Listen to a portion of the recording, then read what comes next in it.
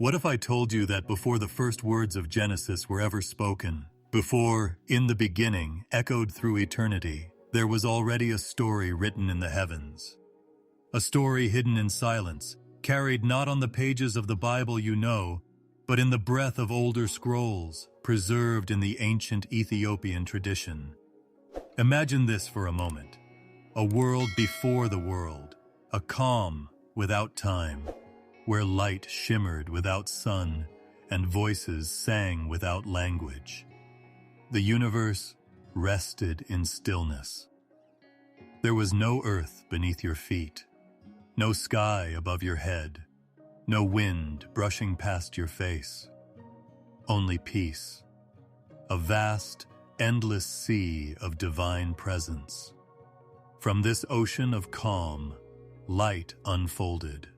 Not the light of stars or fire, but the living glow of angels. Their existence was born not of clay and dust, but of pure radiance.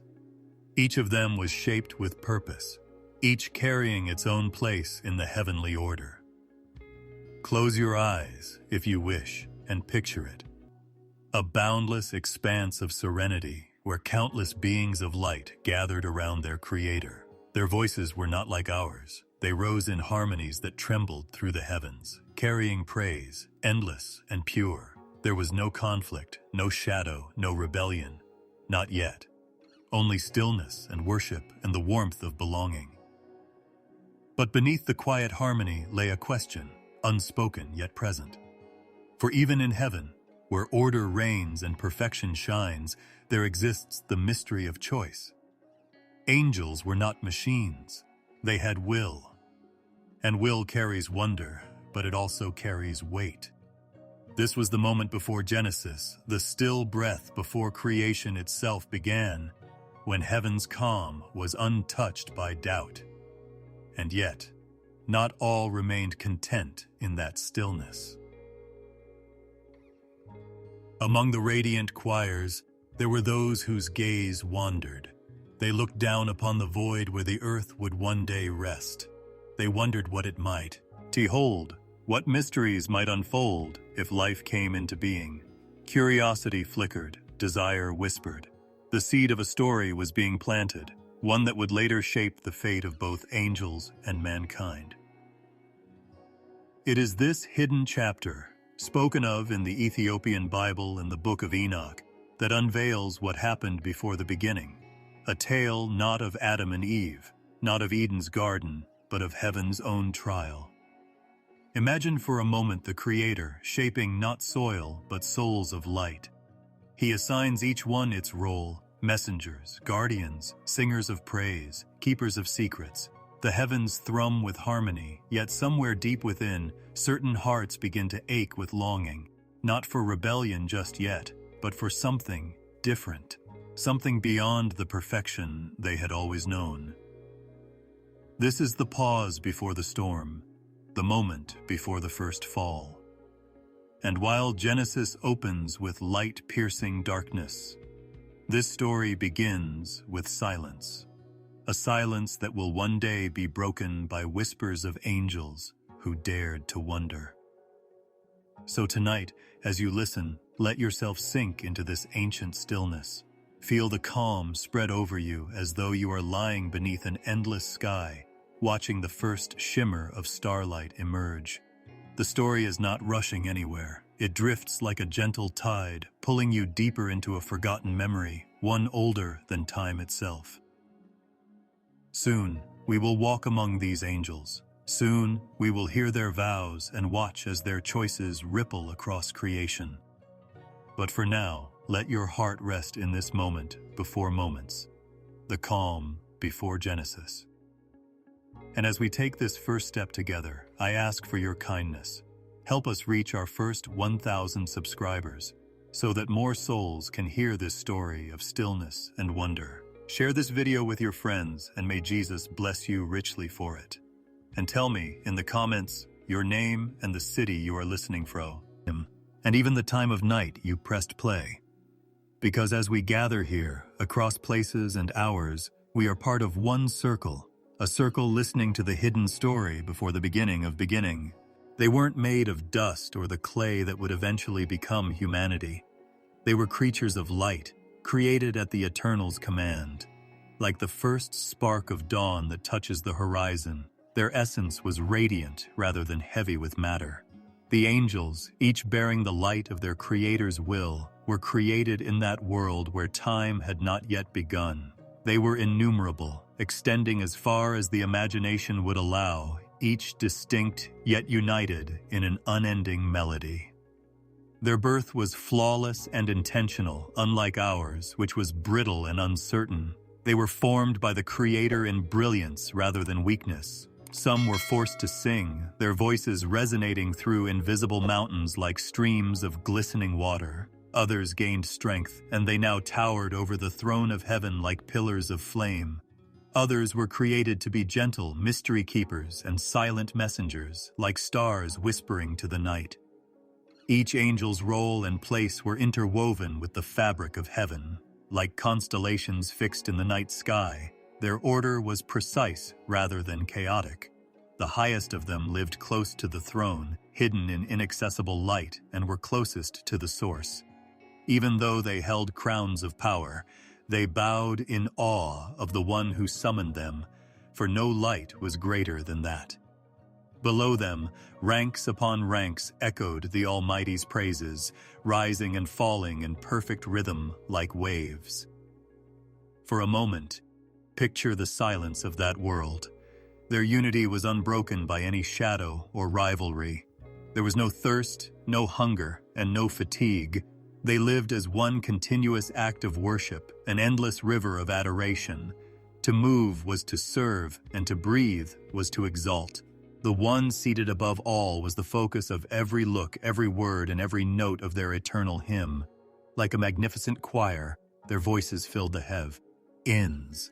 It was waves of living praise that encircled creation itself, rather than sound as we know it. Life itself, the pulse of eternity resonating in tones too deep for human ears, would be what you would call music if you could hear it. The angels never grew weary or their song grew stale. Every moment offered a fresh cause for worship, and every look at their Creator revealed a previously undiscovered level of beauty. Ethiopian tradition describes their unrelenting devotion and praise. Their devotion arose like dawn, even though morning had not yet been created. Their reverence was like the softest veil covering everything, even though night had not yet been given a name. They were the first servants of a throne that had not been overthrown by time, the first witnesses of grandeur. For them, obeying was a pleasure rather than a duty. Their tasks were heavy, despite their light forms. Some people protected the secrets of heaven, hiding things even the stars couldn't reveal. Others, faster than imagined, descended like blazes of fire, bearing messages across the emptiness. There were those who were prepared to use their blades of unadulterated brilliance to defend the order of heaven. Their Maker's will was reflected in every task they performed, and they themselves became radiant as a result. Imagine them as an eternal, living tapestry. No thread stood alone, and each one gleamed with purpose. Their harmonious existence resembled the course of a huge river, with each current distinct yet flowing in unison toward the sea of divine will. Not a single one was lost or meaningless, despite their incalculable quantity. They had seen what no human eye had seen, so their devotion was not flimsy. They were happy because they had seen the Eternal's glory. In those early days, it was impossible for them to look away from him because their very existence depended on their love. For him, they worshipped by essence rather than words because the latter were too limited. With every speck of light that made them, they worshipped. Shut your eyes and allow your thoughts to wander there. Imagine a world where there is only light, where people move like flames but do not burn, and where voices rise like an endless tide. As if even silence bows, the air itself hums with reverence. It is a place where awe permeates every breath and peace endures forever. The angels were stationed here. They weren't aimless, lost, or wandering. Like fire in the sun, their purpose was etched into them, and they reflected the one who created them in their faithfulness. Some stood close by, like guardians next to a monarch, their faces covered by wings so they wouldn't have to face his majesty.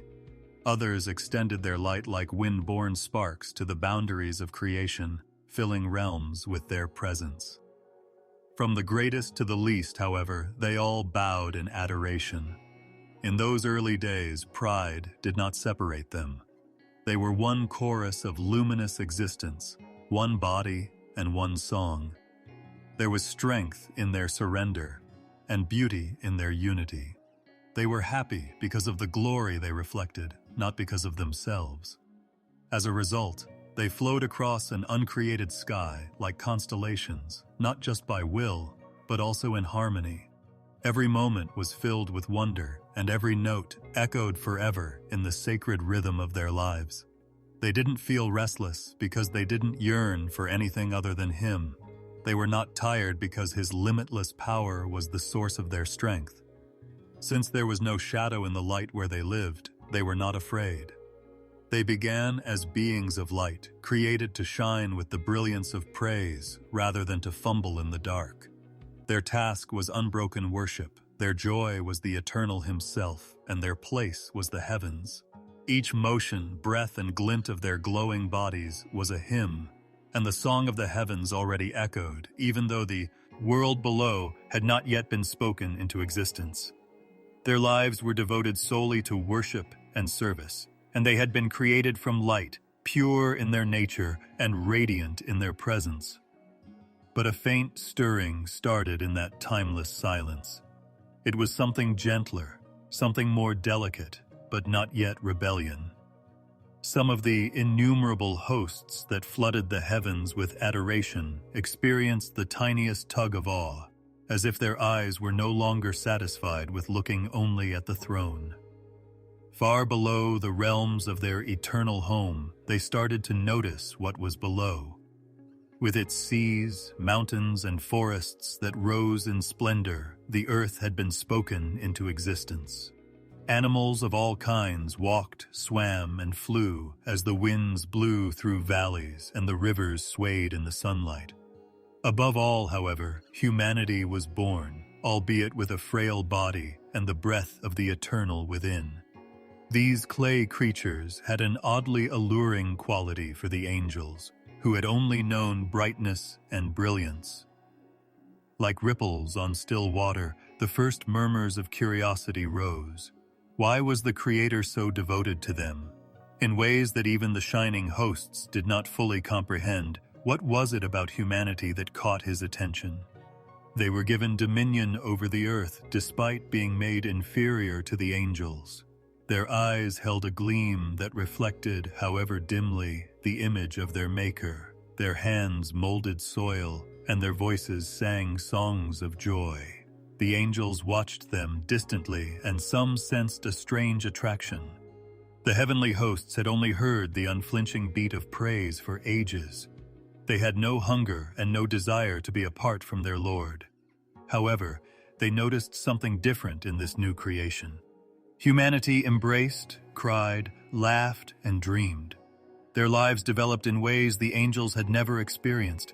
They were bound by time, characterized by hardship, and were full of fleeting moments that could disappear like smoke. Somehow, though, there was a beauty in that fragility that made some onlookers wonder. They started to glance at the ground more frequently. Initially, it was with awe, similar to a person appreciating a painting that contains subtle details. But admiration changed gradually. The beauty of the earthly women was unlike that of the celestial ones. Even the most flawless choirs of angels were unaware of the tenderness in their voices, the warmth in their eyes, and the way their smiles illuminated the faces around them. Even though these women lived in the present, they had a tenderness that spoke to a deeper level that the angels were unable to describe. Curiosity developed into desire. In heaven, every need was met in the presence of the eternal, so they had never experienced longing before. However, the sight of humanity awoke a desire that was not inherent to them. It was the desire to enter that world, feel the earth beneath their feet, and walk alongside those composed of clay. It was not worship, duty, or service. To regard them as friends as well as distant observers. Trembling at the strangeness of such thoughts, some of the angels turned away. Afraid to allow such desires to take root, they pressed their faces deeper into worship. Others, however, stayed. Their voices were lowered, as if ashamed of what was developing inside of them, and they spoke in low tones. Did they not have the ability to taste what these humans did?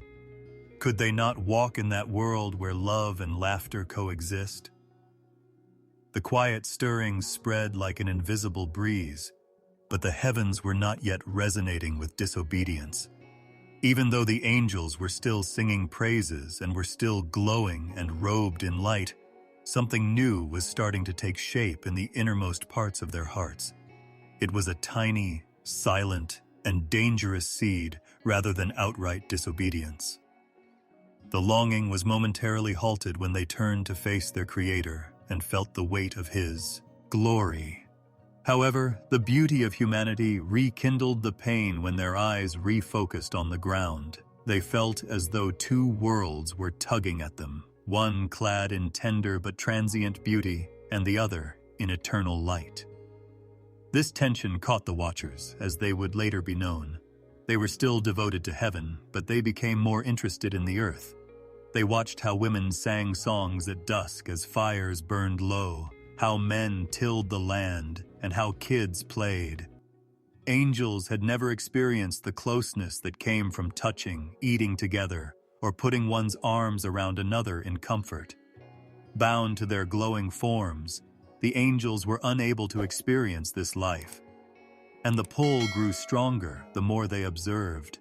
They started to ponder what it would be like to step down, to put aside their brilliance, to assume the burden of flesh, and to move among mortals undetected. Would they be accepted? Would people be afraid of them? Would they be adored?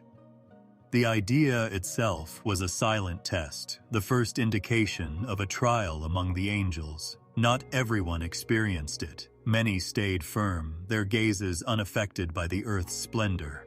However, the desire was difficult to ignore for those who looked into their eyes. Under the soil, it grew like roots, unseen but steadily expanding. Naturally, the Eternal saw everything, but in His wisdom, He permitted the stirring to occur because freedom existed even among the angels. It was not coerced, but their worship was pure. It was still a decision, but their devotion was radiant, and choice now became a burden for the first time since they were created. Would they stay in their original form, happy in unending worship, or would they allow their curiosity to turn into longing, which would then turn into something even more perilous? Although there was still light in the heavens, shadows were starting to appear beneath the radiance. These were not yet the shadows of rebellion, but rather the tiniest hint of what might occur.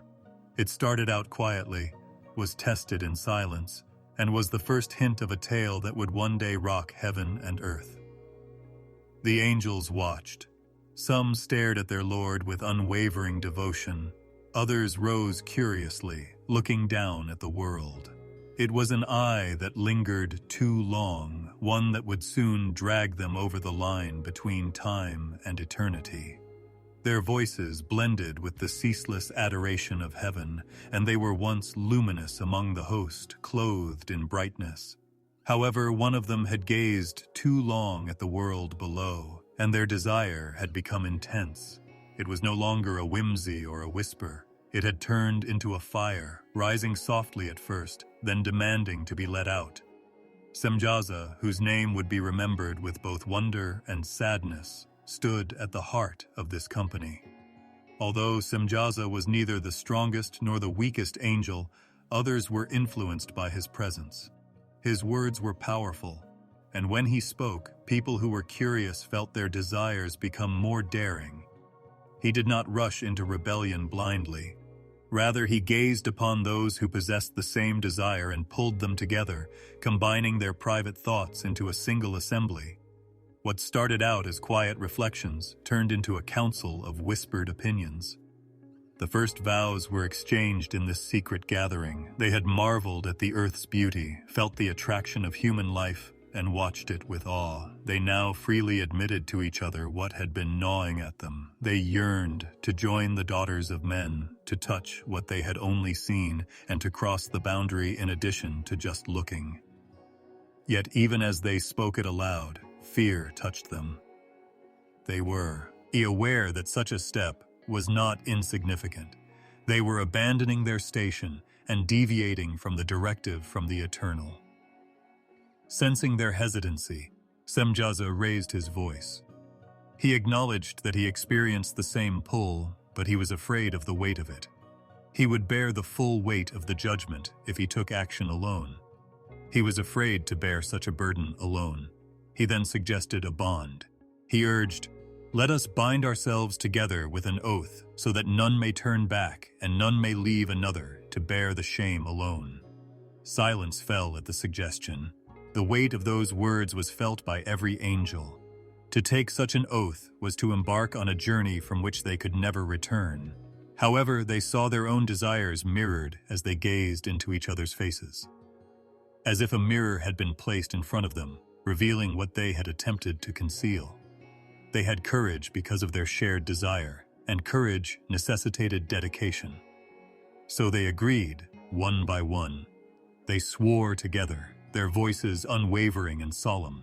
It was a promise of dissent rather than a hymn of praise or a vow of worship.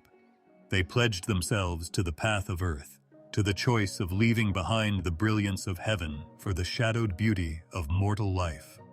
Because it bound their wills together, their oath held them more securely than chains. Everything would fall if one fell. No one would stay behind if one crossed the line. According to ancient texts, there were a total of 200 people present. They came together on a high point, a summit between heaven and earth, where the stars shone overhead and the winds blew fiercely. They sealed their vow there. Their voices rose in unison, a sound different from the worship that once filled the heavens, and the mountains stood silent witness. It was the murmur of onlookers tying themselves to an unspoken desire rather than the song of angels extolling their creator. Among them stood Semjaza, his heart quivering but his face unwavering. Unity among the onlookers was what he had hoped for, but he also understood that the path ahead could not be reversed with this vow. The weight of the oath seemed to bend the sky itself. The light of their calling dimmed as they crossed a threshold within themselves in that instant. They started their preparations in secret. Their hearts leaned toward the earth's dust, but their bodies continued to shine. As they observed the women of the world, they pictured themselves walking next to them, not as celestial beings, but as fleshly beings, with their brilliance concealed. They talked about the skills and wisdom that men had not yet discovered, the secrets they would impart, and the knowledge they would bring. Every angel made a self-promise about what he would give and receive. The descent was a deliberate, step-by-step process rather than an abrupt drop. They missed the closeness of human life, the feel of mortal hands, and the soil beneath their feet. With their leader motivating them to keep going and their oath tying them together, they prepared themselves. Around them, the heavens continued to shine with praise. But another song, one of desire rather than worship, was emerging within this group. The stars above them are said to have flickered as they gazed down upon the earth, as if the heavens themselves were lamenting what was about to happen. Even though the Eternal was still sitting on his throne, unfazed and all-seeing, he gave them the freedom to follow their own path, because even angels had free will. With their hearts set and their vows unbroken, the Watchers prepared themselves, and when the time came, they would descend into the world below, leaving behind the light of their home. The weight of their decision caused the air to tremble, and even though the sky was still silent, the narrative of their descent had already started to take shape. Under the stars, they had taken an oath and vowed to never turn back. The heavens appeared to hold their breath until the time came. Faces turned to the world below, 200 angels that had once shone with the unwavering glory of service. Their descent was measured, purposeful, and tinged with both fear and excitement. It was not like the fall of stones thrown from a cliff. They stepped through the earth's veil, leaving behind the light of their home. As if torn by a silent fire, the sky opened. Unlike comets or shooting stars, streaks of light traveled purposefully across the firmament. As radiant beings poured down through the night, it must have appeared to those on the ground that the heavens themselves had come to life. The summit of the mountain where they had taken their oath was illuminated by their arrival, and they met again. Time seemed to bend into eternity as their feet touched the ground. No voice said it, but the ground shook. They were able to walk among people without burning them with the force of their presence for the first time because their brilliance was covered and softened. They were dimmed but not completely obscured by their radiance. They were tall, strong, and had faces that glowed with an aura that seemed both close and otherworldly to men and women. They were viewed with awe by the daughters of men who worked the land, sang songs at night, and had beauty in their faces. They had never felt such presence or seen such creatures. They were now closely observed by the watchers as well, but not as far-off admirers from the sky, but rather as friends standing side by side. Now they saw with startling clarity what they had only dreamed while looking up. The angels were unaware that they could be moved by the women's laughter, their gestures, and their kind words. The onlookers approached one by one. The women listened as if enchanted by their voices, which were heavy but softer than the wind. They brought with them knowledge that was unknown on earth, including the secrets of stars, seasons, healing, and craft. Gifts were given by each angel, who taught men skills they had not yet learned. Some demonstrated how metal was shaped, others how herbs were mixed, and still others displayed signs in the sky. These lessons were gratefully received by the populace, who were unaware of the eventual cost. The Watchers shared more than just wisdom, though. They volunteered. Now that they were living alongside mortal women, they had completely crossed the boundaries that had previously kept them above creation. The world had never witnessed anything like the unions. The angels, who were radiant despite their veils, chose wives from among men's daughters. They were welcomed by these women, who were attracted to their strength and beauty. Together, they constructed houses and lay beneath the stars, connecting the heavens and the earth in ways that were not predetermined. The observers experienced a mixture of awe and discomfort. They experienced an unaccustomed joy when they touched the ground, held a human hand, and heard the cries of the children born of their union. But there was a shadow beneath that happiness. They knew deep down that this was not the path they were meant to follow. Their song had been reserved for the eternal, and they had stood before the throne. Nevertheless, they continued to live in fields and villages, choosing love that blended the fire of heaven with the clay of the earth. The children that the women had were not like any other. They had a distinct presence, were taller, and were stronger. They were stronger than average men, and their eyes shone with an unnatural fire. They were whispered about by the people, who told stories by the firelight about the powerful ones who had been born, the daughters of men and the children of the Watchers. Their names, connected to actions that rocked the earth, started to reverberate through mountains and valleys. For a while, the observers were satisfied. Admired as fathers, respected as teachers, and honored as husbands, they lived freely among people. However, the balance was brittle. Their presence sped up change, imparted knowledge without the patience of generations, and gave strength without the wisdom that tempers it. What started out as adoration evolved into dependence, and what started out as desire evolved into pride. Nevertheless, the Watchers believed their decision had been made in those early days on Earth. they stood together, 200 strong, each bound in his descent, so the oath they had taken was not broken. The women welcomed them, the children developed into famous people, and the earth appeared to be full of promise. The sky above them, however, was no longer singing as it had. The angel's song persisted, but in the absence of these voices, a void had appeared, a quiet where there had once been light. The peak of the mountain where they had taken their oath was still in the sky. However, the watchers now established their lives among mortals at its base and throughout the land. Their once bright wings are now folded close and concealed beneath the weight of flesh rather than being stretched in worship. Even though their glory had diminished, everyone who saw them was still in awe. The Eternal, however, saw it as the light of stray stars that had been dragged from their designated location and were straying from the heavenly order. Thus, the 200 walked among men. They sat by fires with women whose songs melted their resolve, tilled soil with hands that once held radiance, and marveled at what they had created as they watched their children grow. The earth itself felt the weight of their decision, even though it appeared to them to be a victory because they had abandoned eternity to experience the sweetness of time. Early humanity's peaceful world was still simple, with the sun's rising and setting dictating its rhythms and the cycles of sowing and harvesting molding its innocence.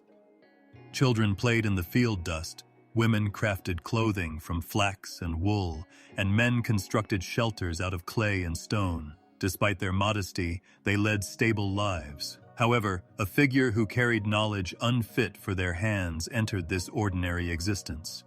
Azazel stood out among the watchers who had descended. Compared to his friends, he had a sharper eye, a restless heart, and a burning ambition. Others were happy to live among people and enjoy the sweetness of their company, but Azazel wanted to make a more profound and sinister impression on the world. He started by whispering secrets to receptive ears. Since his words alluded to unidentified powers, the crowd initially gathered around him with interest. With unnatural ease, he shaped copper and iron into edges that could cut deeper than stone tools in the shadow of the mountains. The glint of sharpened blades, the weight of axes, and the shimmer of swords caused the people to gasp.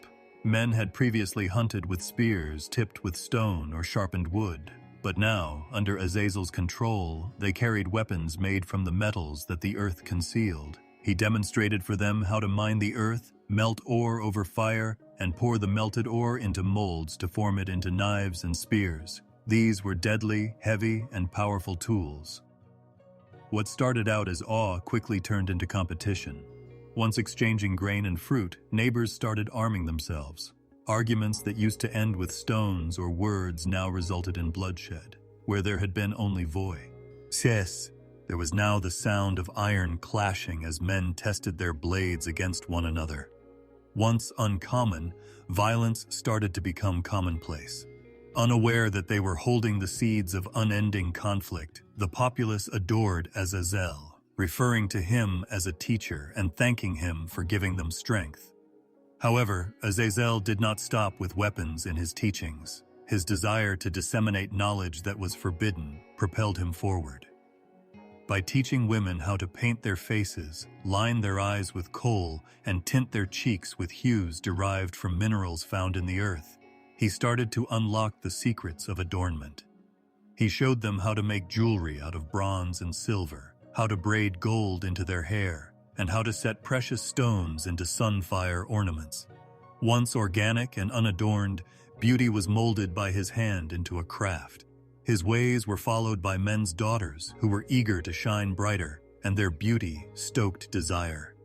The glittering faces and bodies covered in Azazel's artwork further roused the already tempted onlookers. In addition to these lessons about ornament and metal, Azazel also disclosed more sinister things. The incantations and secret symbols he taught bent invisible forces. Azazel bestowed charms and spells upon the people who had previously known prayers, basic pleas to heaven for rain or harvest. He demonstrated for them how to use odd signs to mark the ground, summon invisible spirits, and control shadows to change the course of events. Enchantments that sought control twisted what had once been faith in the eternal. Invocations that reverberated with hidden power took the place of once pure words, and fires were lit at night for ceremonial purposes rather than for warmth. If love could be called that, it flowed in strange ways. The women believed they were elevated above the rest of their kind and felt honored, even exalted, to be selected by such beings. Stories about the daughters who had slept with the radiant ones were passed down from valley to valley, and songs were sung about these odd marriages. However, uneasiness developed alongside the sweetness of passion. A new seed was sown with each embrace, and life joined. It carried neither the innocence of angels nor the weakness of man, but something in between. The public gaped in wonder at the birth of the first children. The babies grew more quickly than any child on the planet. Their eyes were sharp with an odd light, their limbs were strong, and their cries were deep. In what seemed like a matter of seconds, mothers who had once carried small infants now found themselves dwarfed by their offspring. Previously defending their homes, fathers were unable to control the sons of these unions. They were not your typical children. They were creatures unlike any the earth had ever seen in terms of size, strength, and hunger. Initially, there was pride. Mothers were in awe of their tall sons and cited them as evidence of God's favor. Their strength was admired by the villages who saw them as protectors who could fend off enemies or wild animals. The women informed each other that their offspring were selected and that their family had unmatched power. But eventually, fear set in. Along with growing in size, these kids also developed their appetites and wills. Their hands were heavy with strength that uprooted trees and broke stone, and their voices were like thunder. When parents realized they had no control over the creatures they had created, their pride gave way to trembling. The spectators gazed gratifiedly at their sons. They saw these giants as the fruition of their rebellion, a new race to symbolize their disobedience and a living reminder of the line they had crossed. They proudly walked alongside their children, imparting to them the arts of war, star secrets, and secret knowledge gleaned from the storehouses of heaven. The giants listened with curiosity and a desire to use their power to change the world. However, their hearts became restless, and their desire for power started to eclipse even their father's pride. Men's daughters cried as they saw their kids grow up. These giants lacked the tenderness of boyhood. Their hearts were too hot. Their laughter reverberated like storms as they fought, their blows trembling the ground. They stripped fields bare, confiscated grain and livestock, and demanded large amounts of food. Families found it difficult to satisfy their appetites, and when hunger got the better of them, the giants turned on both men and animals. They feasted on flesh that was once revered as life itself. Once welcoming villages started to live in fear as a result of the Watchers. There were rumors of sons who could jump over rivers, throw stones that broke houses, and crush people like reeds. Instead of singing songs of blessings, the people now let out cries of fear. Once proud of their divine unions, women now covered their faces in shame because their children destroyed everything around them. Nevertheless, an illusion of love persisted amid this horror. Some mothers held on to the hope that their sons were just misinterpreted and that their strength would be directed toward defense rather than devastation. In the hopes that the memory of their womb would soften the hardness of their hearts, they sang lullabies, even to sons whose heads reached rooftops. However, unlike regular men, the giants were not restrained by the same delicate cords. With every year that went by, the fire in their blood drew them farther away from gentleness. Even the Watchers started to split. While some boasted about their children's power and claimed to be kings of the world, others watched in dismay, knowing that the corruption they had allowed to spiral out of control. However, nobody expressed regret. Their defiance had grown too strong, their ties to men's daughters too strong. The result of their decision to choose love, or what they thought was love, over obedience was in front of them, trembling the earth beneath their feet. Under this new race, the earth moaned. Their numbers caused forests to thin under their arms, streams to run dry, and where there had been song and laughter, there was now silence. Humanity, once simple and free, was now caught between awe and fear, torn between admiration for their towering sons and dread for the destruction they brought.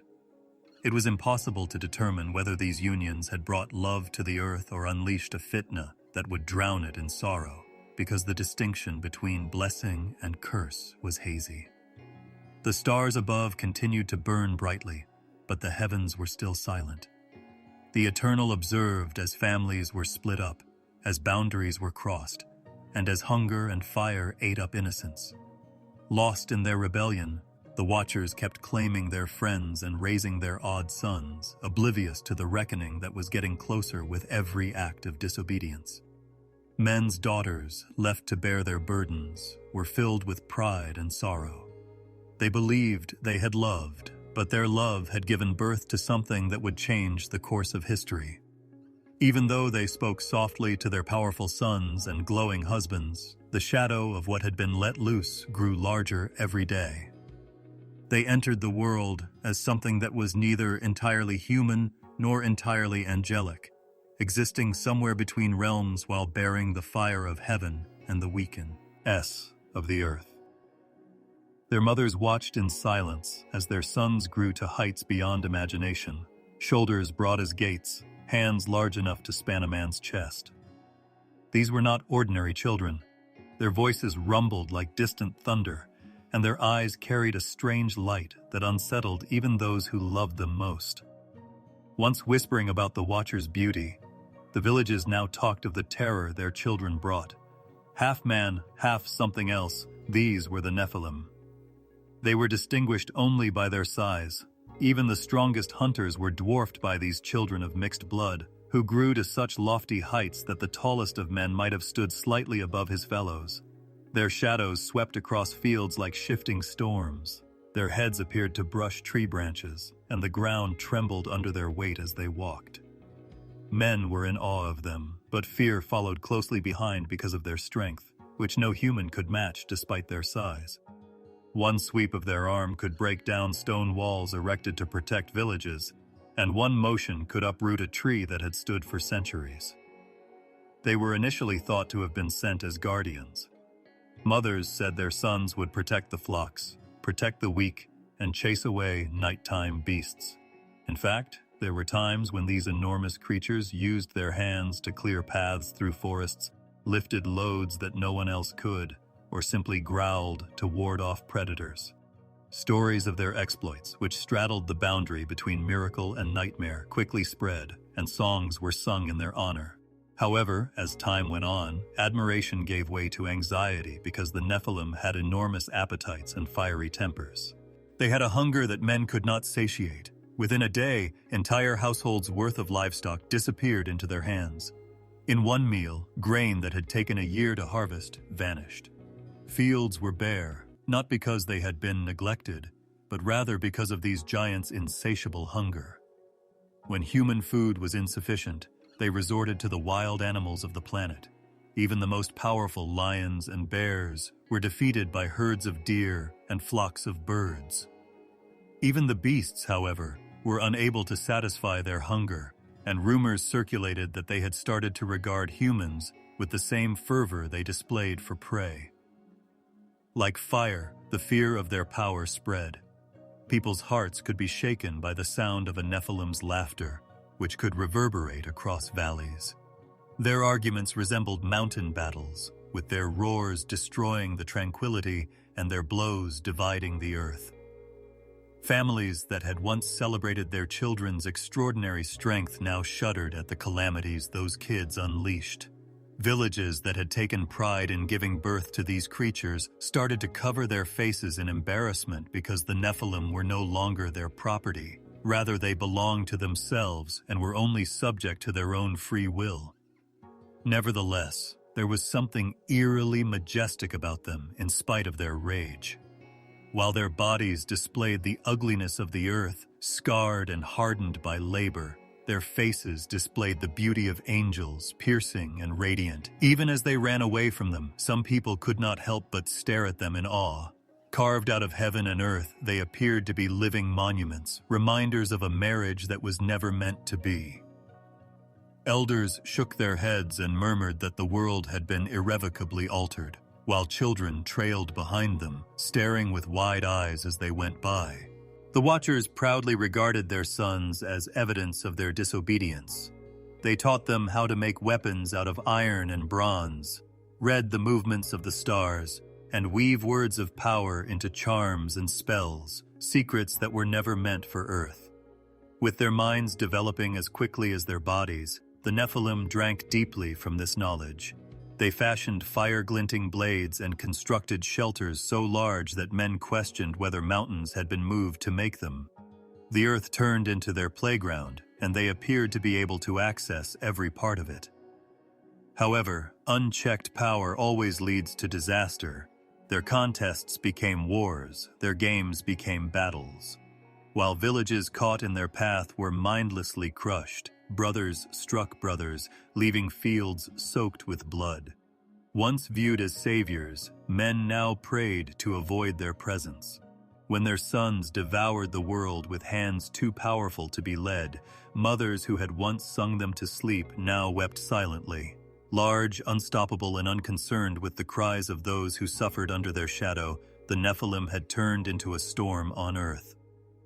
But occasionally glimmers of humanity emerged. The mother who reared him might be gently lifted by a giant who stops to console her, seemingly out of fear of shattering her. For a while, another might protect his village, repelling intruders with a power no one could match.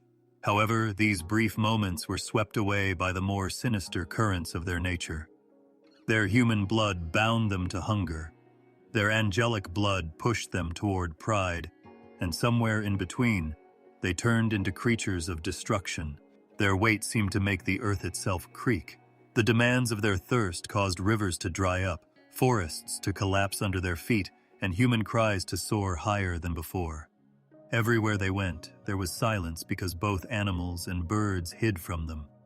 The existence of creatures that shouldn't have existed made creation itself seem to shudder. Nevertheless, they persisted, proliferating and dispersing throughout the country, their imposing forms serving as a continual reminder of the line that had been crossed when heaven and earth defied one another. It was no longer possible for the people to determine whether the Nephilim were a blessing or a curse. In an effort to bring about peace, some bowed before them, referring to them as kings and gods. Others secretly plotted in the hopes that a higher power would step in and stop them. Regardless of whether they were feared or adored, the Nephilim were a race unlike any other. Their presence was too overwhelming, their power too raw, and their bodies too large to be disregarded. They were both awe-inspiring and terrifying, a mirror of love turned rebellious, and a reminder that when boundaries are crossed, the entire world is responsible for the consequences. The Nephilim's hunger developed into something the planet had never experienced before. What started out as an unquenchable desire for livestock and grain quickly turned into a destructive force that no harvest could quench. After being meticulously cared for during labor-intensive seasons, fields that were once abundant in wheat and barley were left bare in a matter of days. As tall hands reached into their barns and scooped entire sacks into their mouths like crumbs, the villagers who had stored grain for their families watched helplessly. The giants seemed to be insatiably hungry, regardless of the amount of food provided. They ate flocks of sheep, herds of cattle, and even the most powerful oxen that had plowed the land. As the Nephilim swept across pastures, tearing bones with their teeth, dragging animals by the neck, and leaving behind blood-soaked ground, the villagers wept. The night air was filled with the bleating of sheep and the cries of goats, but the weight of enormous hands swiftly put an end to them. These half-human, half-angelic creatures were unconstrained. Entire regions' livelihoods were wiped out by their hunger, leaving men with nothing but empty pens and bare land. The Nephilim turned to the forests when the field beasts were no longer able to satiate them. Giants ran down deer and elk with strides too long to escape, and they were hunted with brute force rather than skill. Once dominant bears were captured and crushed, their roars drowned out by the laughter of giants who ate their flesh. Once frightening men, lions were now dragged like lambs by their manes, killed, and mercilessly torn to pieces. As a result of these rebellious children's insatiable appetites, the wild places of the earth became quiet. Even the beasts, however, were unable to satisfy their hunger. Their demand caused the earth to start withering. As famine swept through their villages, families screamed to the sky, while giants ripped through food stores that entire tribes had worked to preserve. Children went hungry. When the Nephilim's gaze shifted to men, fear gave way to despair, which in turn gave way to terror. Their hunger led them down a darker path that went beyond creation's final holy line. A hunter disappeared in the forest, a mother was left crying by an empty cradle, and the first cries were mumbled in terror. A child was taken from a village. Tales of giants who had started consuming unfit flesh proliferated like wildfire. They wanted men, women, and children now, not just crops and animals. Families hid in shuddering silence as they hunted and dragged the weak from their homes, their screams resonating through the night. Under their feet, the ground turned red, smeared with blood that screamed for justice. Men made an effort to fight back, but their power was insignificant. Hunters who once bravely faced lions were powerless against a hand that could crush them in an instant. Arrows dropped harmlessly from their chests, swords bent against their bones, and spears splintered against their flesh. Every attempt at resistance resulted in the destruction of more villages, and the Nephilim were untouchable. In the hopes that the giants would pass them by, people hid in the shadows of the mountains and caves. However, no area was unexplored or safe from their grasp. With a mixture of pride and grief, the watchers who had fathered them gazed upon the mayhem. Some took pride in their son's dominance because they saw it as a reflection of their defiance. Others became uneasy when they realized that something even they couldn't control had been born out of their rebellion. However, no one was able to reverse the damage, and the world was left to bear the burden of creatures that became more daring with each feast. Men's cries soared higher than before. The earth trembled with screams and cries where it had once echoed with song and laughter. Motivated by hunger, the Nephilim destroyed not just human bodies, but also human souls. Rivers flowed with blood, fields were bare, and villages lay in ashes. In order to prevent the giants from hearing their cries, hers hushed their children. Unable to shield their families from the impending threat of ruin, fathers wept in private.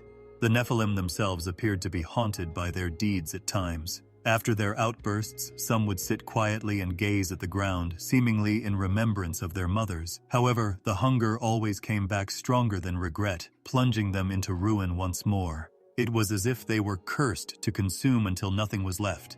Their nature, forged of heaven and earth, carried no balance. Their demise was witnessed by the land itself. In a matter of days, forests that had endured for generations were destroyed. Their thirst drained waters that could have saved countless lives, and rivers were emptied. Trampled underfoot and stripped of crops, the soil became arid. Men muttered that the Nephilim were so heavy that even the earth moaned, as if creation itself could not support them. Nevertheless, they proliferated. Forbidden unions produced more sons, each bigger and more ravenous than the one before.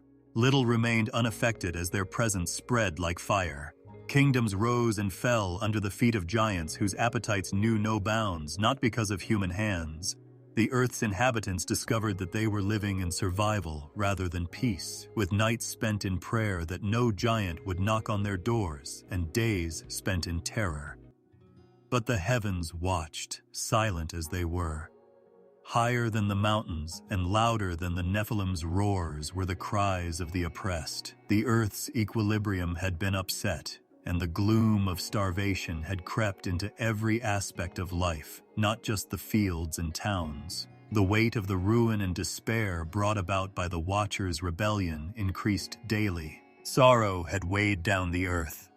The distant roars of giants and the cries of those who suffered at their hands were the only sounds to break the silence of villages that had once been alive with laughter and song. Mothers clutched empty cradles, children cried for bread that did not exist, and fathers buried their sons in secret.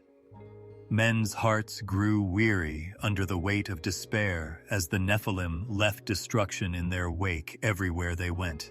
Voices started to rise in this darkness, but they were pleading rather than angry. Unable to protect themselves, the oppressed looked up and cried out to the one who created the earth and the heavens. Initially, people shivered in fear as they whispered their prayers, wondering if their words would be heard over the hush. Whispers, however, turned into cries as the suffering increased. As innumerable voices rose in desperation, the sound of lament reverberated through the winds, echoed across mountains and filled the valleys. Now men who had never prayed cried out in pain. Women's tears fell like rivers as they raised their hands to the sky. Even children who were too young to comprehend the depth of their grief let out broken cries in the hopes that someone bigger than the giants would hear them. The weight of grief, too heavy for words, was carried in the prayers. Some begged the Almighty to keep their homes safe from destruction. Others prayed for deliverance and the removal of the giants from the land. Many just screamed for help, their voices drowned out by tears, their souls leaking anguish beyond words. Like smoke rising from innumerable fires, the earth's cries turned into a chorus of suffering. The people recalled tales passed down from their elders, tales of how the Creator had once spoken life into dust and light into darkness, and how the heavens had once listened. As they prayed, they held fast to the sea memories, hoping that the same voice that had formed the stars might still hear the broken people's cries. They knew that no other force was powerful enough to oppose the Nephilim, so hope, as weak as a flicker, lived inside their despair. Prayer made the nights holy. Men and women gathered in secret, hiding in ruins and caves, raising their voices together as the giants raged and feasted. Their words were shaky, but they were strong because they were desperate. Some sung melancholy psalms, their melodies broken but brimming with desire. Others pounded their chests, expressing their sorrow over the earth's sins that had caused such destruction. Even when they were unable to speak, many people just sat in silence and let their tears do the talking, believing that heaven would understand. The cries weren't kept a secret. All voices reached the heavens, though they were far above. The Eternal listened to the broken after remaining silent, while the angels' rebellion erupted in the world. Every cry was recalled, every request was collected, and every tear was counted. The essence of human suffering was carried into the Almighty's courts by the prayers, which rose like incense. The voices of the oppressed rose above the roar of the giants, even though the earth was drowning in bloodshed. The invisible changed. The sound of prayers rising ceaselessly moved the angels who had stayed faithful, who gazed upon the earth with sorrow. They witnessed human suffering, blood on the ground, and injustice permeating the atmosphere. Even though their hearts ached, they waited for their Lord's order because they knew that only He had the right to judge. Something had been roused by human prayers, causing the heavenly silence to be disturbed with an irresistible call. Little mercies started to give some oppressed people hope. When every well was dry, a secret spring began to flow. A child saved from the giant's clutches, a village lost in the devastation's path. These were interpreted as heavenly whispers, a reminder that their cries had been heard rather than as accidents. Encouraged, the people prayed even more fervently and loudly, giving their all in their entreaties. In their conceit, the Nephilim ridiculed human prayers. They scoffed that no voice could cut through the clouds as they watched the shaky villagers raise their hands to the sky. They believed that no higher power would meddle and considered themselves to be gods on earth. However, the heavens were moved despite their mockery. Every act of cruelty and insult only made the cries of the oppressed louder and louder until they reached the Eternal's throne. The people had no idea how or when their prayers would be heard. All they knew was that they couldn't stop. Prayer was now survival for them, not a ritual. In a world devoid of hope, it was the only weapon remaining. Clinging to the hope that the Almighty had not forgotten them, they wept every night and awoke each morning with the smallest strength. The tension in the sky increased as the cries persisted.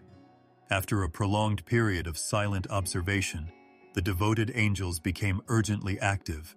They were aware of the weight of the innocent people's cries and the fact that justice could not be permanently postponed. The heavens were flooded with human prayers, which pressed against the silence until it shook with the promise of an answer. On earth, the oppressed felt a shift as well. In their hearts, they felt that their cries had not been lost in emptiness, but they were unable to identify it.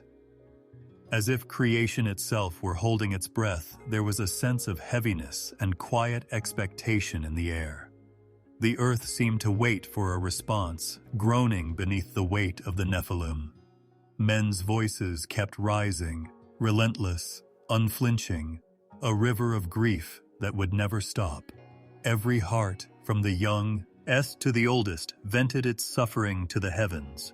There was no longer silence in the heavens. The prayers had been answered, and even though the people were not yet aware of it, their cries had started a series of events that would permanently alter the course of history. The world moaned under the weight of its corruption, but a man whose heart was not darkened lived in the middle of that ruin. Enoch was a man who walked with God in a way that few could comprehend. Enoch's life shone like a lantern in the night, even though the ground was covered in the blood of innocent people and the sky shook from the shadows of the dead. He didn't spend his days pursuing power or submitting to the land's roving giants. Rather, he raised his mind, occupying his time with introspection, prayer, and devotion to the Eternal One who still ruled above. Heaven noticed how his faith kept him apart from the mayhem that engulfed the planet. Enoch did not hear the call with thunder or flame.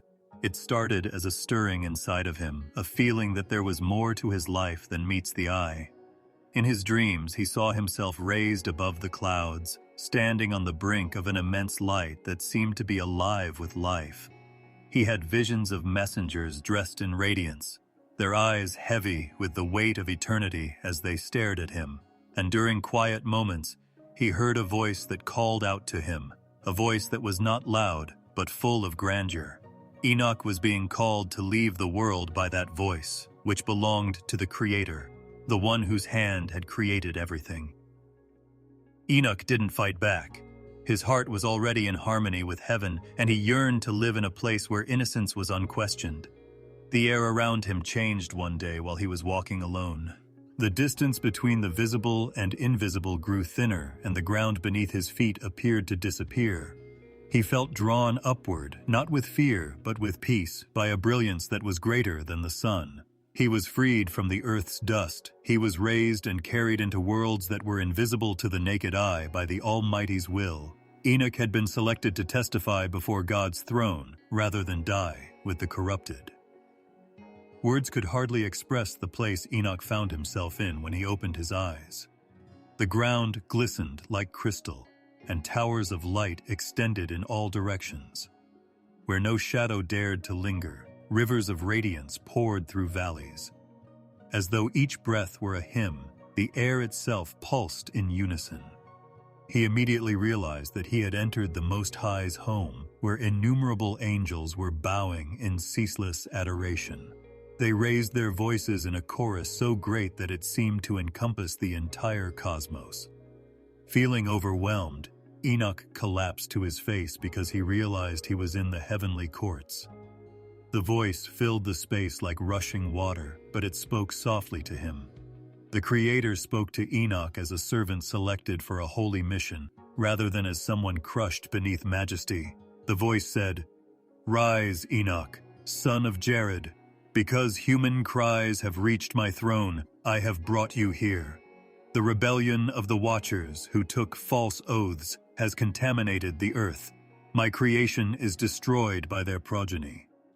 But my witness will be you, faithful among men. To ensure justice is served, I will reveal to you what has been concealed, and you will then speak it." Trembling but fortified by the presence around him, Enoch raised his head. His soul was pierced by the visions he saw. The very angels who had once shone with brilliance were now covered in corruption, and he saw the watchers in their shame. He witnessed the world being torn apart by the insatiable hunger and violence of their children, the towering Nephilim. He witnessed men's prayers ascending like smoke and urgently reaching heaven. And he witnessed God's wrath building like a tempest, poised to overtake everything that stood against his command. Every vision burned into him, and he realized that he was a messenger as well as a witness. He was charged by the Eternal to convey messages to both men and the disobedient onlookers. The voice said, "You will descend again and tell them that their cries for forgiveness will not be heard. They sowed violence, they chose corruption, and they will pay the price. They will be imprisoned in darkness until the designated day, and their children will fall. Since your lips will express what your eyes have witnessed, you, Enoch, will testify against them." Enoch shuddered because such a task carried a heavy burden. It was a heavy burden to stand before the fallen, beings who were once powerful in the light and proclaimed judgment from the Almighty. But he didn't hesitate. "Let it be as you command," he replied, bowing his head. After saying, "I am yours," the heavenly court approved his mission and sent angels to walk with him, leading him between realms while he completed it. No one could deny the gravity of Enoch's presence when he returned to earth. He spoke with the authority of the heavens, and his eyes showed glimmers of what he had witnessed. He walked among men, giving them hope that the Eternal had not abandoned them and that their cries had been heard.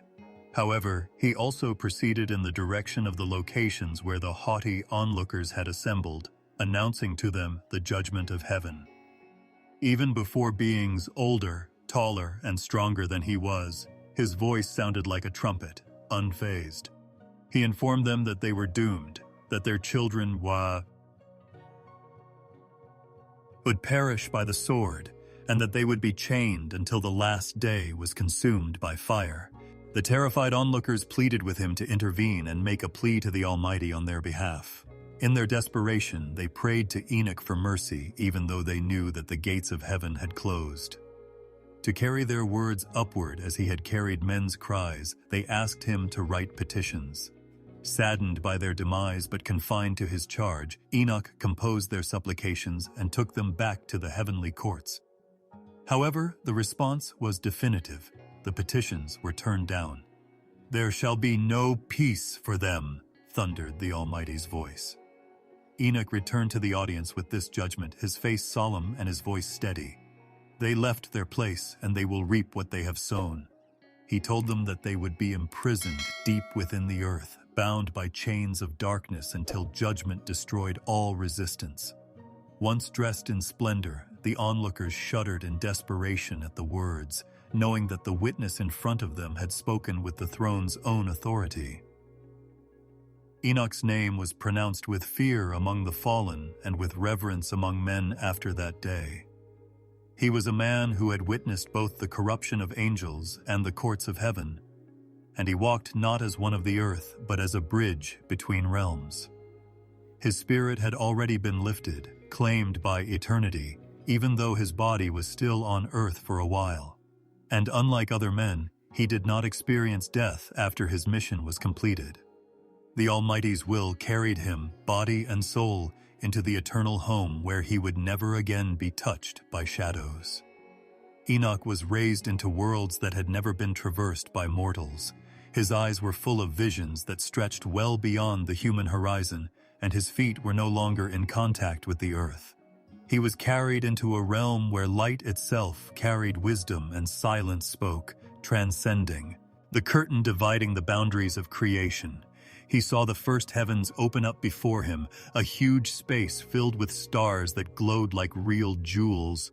As though all the heavens were singing the same song of adoration to their Creator, each one pulsed in time. Enoch's heart was steady and full of wonder as he realized that every flame of light was a testament to unfathomable order and design, making him feel as though he was walking through music. Layer after layer of wonders opened up in the heavens as he ascended higher. He saw enormous winds in one realm, moving like living spirits and carrying the breath of creation with them. He saw storehouses of rain and snow, sealed until they were ordered to come down to earth.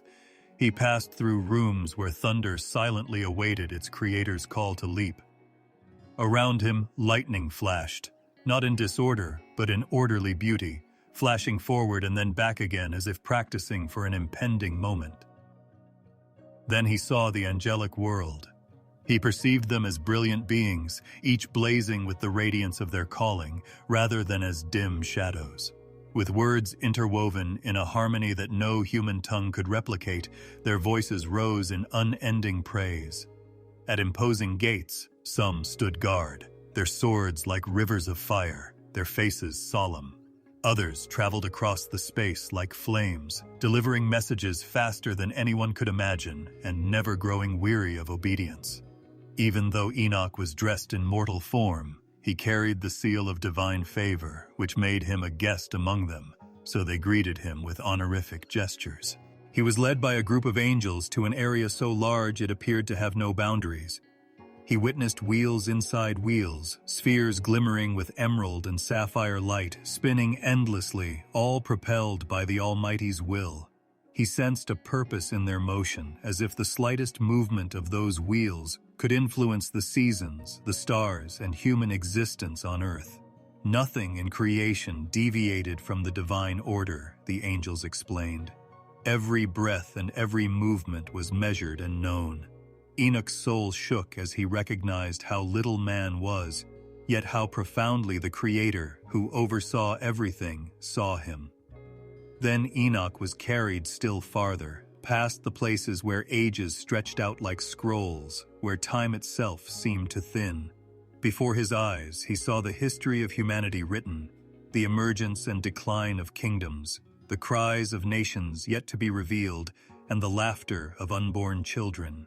Through the darkness of rebellion, he saw the narrow but bright path of righteousness. He was nearly overwhelmed by the sight, but the angels gave him strength by reminding him that he was chosen to observe rather than to be depressed by it. Enoch stepped into a room unlike any other in the highest heavens. It was large yet personal, fiery yet calm.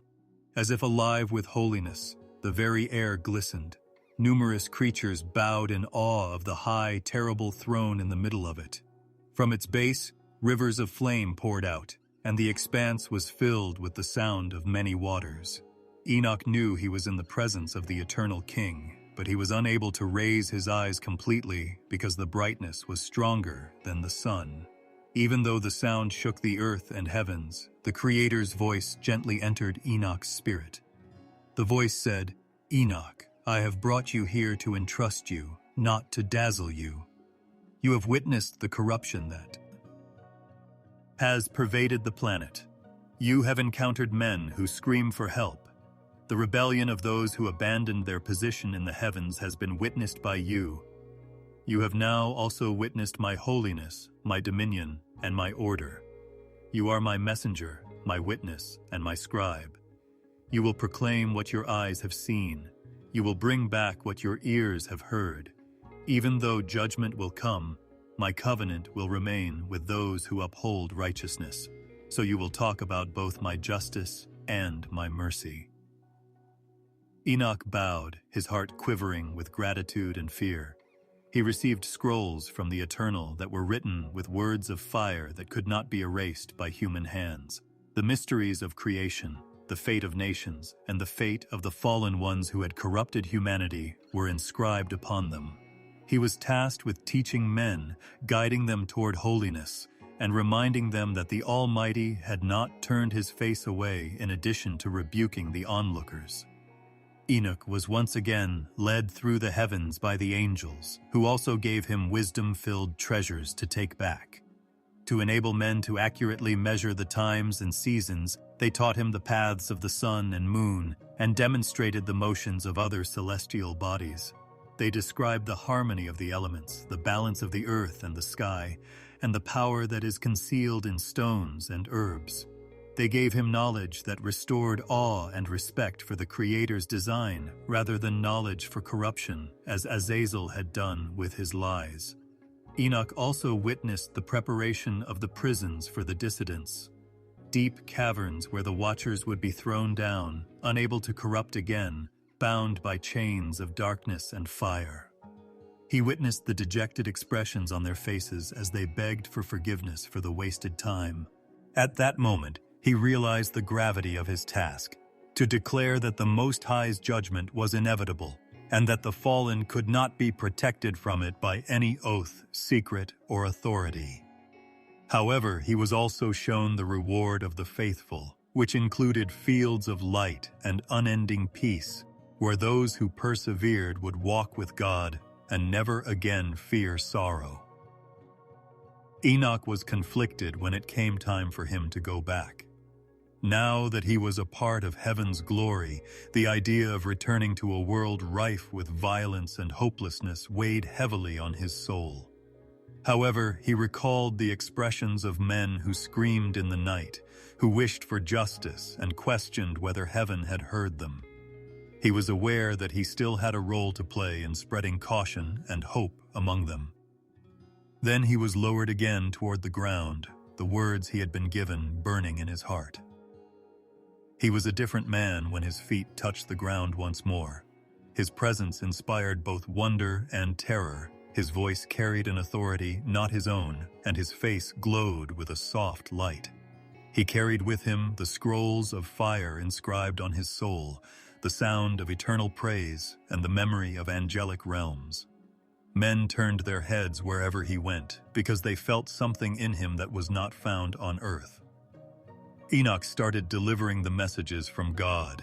He declared that the Watchers' violence had a predetermined end and warned of the impending judgment against them and their kids. He gave men moral instruction and exhorted them to avoid falling into the traps of forbidden knowledge. He reassured the downtrodden that justice was awake and that the Almighty had heard their cries. His words, carried by those who listened with trembling hearts, spread throughout the country until Enoch's name came to represent both hope and caution. Enoch was still a man, but he no longer truly belonged on earth. His life served as a link between the hardships of humanity and the purity of heaven. His flight through the heavens remained a fire inside of him, directing each step as he carried out the task assigned to him, to remind men and angels alike that the Almighty is in control, unflinching, and that his light endures even in the darkest of circumstances. The heavens moved confidently, and the decree had been spoken. Once shining down, the Watchers now shuddered, their glory fading, their voices cracked with fear. The weight of their rebellion now weighed down on them like mountains of stone. These were the creatures who had once vowed to rule the earth as kings, who had taken men's daughters and brought up children of terror. Their wings drooped, heavy as if the air itself had turned against them, and their faces were shadowed. They no longer shone with the purity of heaven. The command was given from heaven, and the Most High's words could never be in vain. The Watchers screamed, reaching out for the throne they had deserted and begging for forgiveness, but they received no response. Their punishment had been sealed, their guilt measured, and their petitions documented. With their swords drawn and their eyes fixed like unwavering stars, the angels who had remained faithful gathered in ranks, blazing with fire that consumed corruption rather than burning. As the bearers of a long overdue justice, they struck down on the rebels with solemnity rather than fury. Fear broke the Watchers' great strength, and they fled, but there was nowhere else for them to hide. Once clothed in majesty, their towering forms staggered across the earth's valleys and mountains. The earth itself turned away from them, the rivers backed off, and the heavens turned away their entreaties. The world lay in ruins as a result of their lust, and men who had once worshipped them as gods now watched their fall from grace with horror. as the giants they had bred turned against them. They produced chains that could not have been made by human hands, chains of darkness and fire made from the very depths of creation. Neither strength nor cunning could break them, nor were they composed of metal. These ties, which bound both flesh and spirit, were alive with judgment. The watchers were apprehended one by one. As the hosts of heaven bound their limbs and pulled them toward the locations designated for their confinement, their cries reverberated throughout the earth. The command caused the earth to split into chasms so deep that no light could reach the bottom. These were pits sealed with the power of the Almighty, not just caves or holes in the earth, but prisons made for all eternity. As if the very breath of despair resided within them, a thick and oppressive smoke rose from their depths. Though their voices rose like thunder, the Watchers' power was broken as they struggled and thrashed. Now, no secret knowledge, no oath, and no forbidden spell could save them. Azazel was dragged more severely than the others because he had corrupted men with the arts of blood and the weapons of war. The first to be chained were his hands, which had once taught men how to shape blades. The weight of judgment silenced the dark knowledge that had been whispered by his tongue. The rocks themselves encircled him like a tomb as he was flung into a barren abyss. A veil of sharp stones was drawn over his prison, keeping him imprisoned until the day when all rebellion would meet its ultimate demise. Once uttered in awe and terror, his name became a warning, mumbled in trembling voices. The oath's leader, Semjaza, was also bound. As he was pulled to the brink of the abyss, his eyes blazed with fear, but his face still had the pride of command. His voice broke as he begged that he had never intended such destruction, that he had only been weak, and that his desire had overtaken him. However, neither the suffering that had swept the world like a plague, nor the blood of the innocent could be undone by his words. It was an unchangeable sentence. His cries were drowned out by the unending darkness as he was flung into the pit. 200 other watchers followed, all of them thrown into the shadows. Even their cries were insufficient to break through the veil, as their voices blended into a chorus of despair that shook mountains and roiled seas. With stern faces and hands clutching the chains that bound the rebels inside, the obedient angels stood watch over the pits. There was no way out. There was no pardon. Their fate would be sealed forever, and they would remain bound until the appointed time when final judgment would bring them forth again. Silence gradually returned above the ground. Though its wounds persisted, the storm of rebellion had been put out. Where the giants had eaten everything, the fields were empty, and where blood had been shed, the rivers were red. There was a weight in the air, as if it were lamenting the sins it had seen. But beneath the sadness, a shaky calm started to establish itself. Broken and shaky, humanity raised its eyes to heaven again, feeling that the cries of oppression had been heard. Only the weight of their chains was known to the incarcerated onlookers. In the never-ending darkness, they thought back to the times when they had roamed freely among men, when their strength had inspired fear and their beauty had drawn attention. They recalled the bond that had bound them together in defiance, the vow they had taken on Mount Hermon. They were now bound in misery by that same vow. Chained not only to the abyss, but also to the memory of what they had lost. They shared the silence of their prison together. Instead of celebrating their punishment, the obedient angels stood watchful and unflinching as guardians. They were aware that evil had not been eradicated because corruption's progeny were still present on earth, and people were still having difficulty applying the knowledge that had been bestowed upon them. However, the rebellion's leaders were restrained, and the heavens had demonstrated that justice, despite its patience, would not rest in peace. Enoch's warnings were realized and his words came to pass. The onlookers who had jeered at him and asked for his help were now shackled, their influence gone. The mountains were no longer resonating with their voices. Only the moaning of their despair filled the abyss. and their songs of rebellion were muffled. Even though the world above changed, people continued to remember the Watchers' fall. Men told their kids about the powerful creatures that used to live among them, promising them greatness but bringing them grief instead. They taught that no power could overrule the Almighty's will and spoke of the judgment that had fallen upon them. The Watchers aspired to be gods, but they were dragged beneath humans and imprisoned in caverns where not even their light could shine. Their chains were still there, unbroken and unbreakable, deep under the earth. Silently waiting in the dark, the Watchers' fate was sealed until the day of reckoning. Above them, life, fragile but resilient, stretched forward, heading toward the unknowable future, while the stars and rivers kept burning and flowing. But until time itself closed in on them and eternity gave its last word, the Watchers, those lost angels, remained prisoners of their decisions. Because his name had become a curse on the planet, Azazel's fate was different from that of the other fallen ones.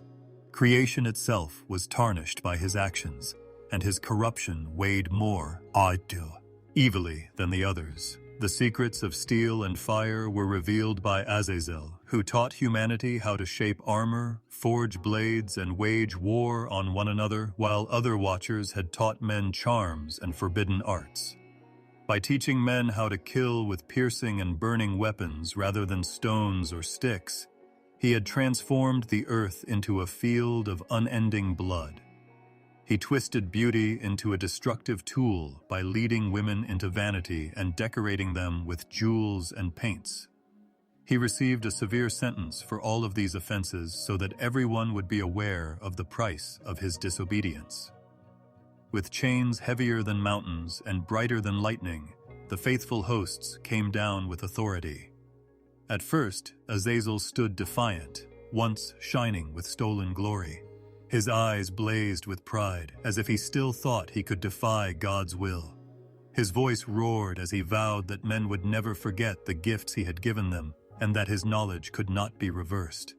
However, as the angels of judgment surrounded him, his strength waned. Their words sounded like thunder, their presence like fire, and his resistance to them turned to trembling. Azazel was dragged across the wilderness from his hiding places. As though creation itself wanted to eject him, the ground shook beneath his feet. He staggered, his wings ripped and shattered by the force holding him, his chains clanging. Instead of leading him to the deep caverns where the others were cast, the angels took him to a desolate and arid place where there were no trees or water, and even the wind cried silently. It was the desert, desolate, charred, and unending. His punishment was announced there, on the flaming sands. He was to be thrown down, never to rise again, and bound until the last day of judgment. His face was pressed into the dust he had once hated as the angels pushed him to the ground. He was sealed inside a pit fashioned by the Most High's hand as stones, heavy and sharp, were rolled upon him. The desert stretched on forever above him, a wasteland where no stream could cool his tongue or any life could soothe him. Under it all, he lay chained, immobile, and unable to flee, even though the sun burned the surface during the day and the stars pierced the chilly skies at night. Silence became his companion, and the desert his prison. Azazel was confined alone, in contrast to the other Watchers who shared the abyss. Only he could hear his cries as they were absorbed by the stone and sand. He yelled, begged, and cursed, but no one paid attention.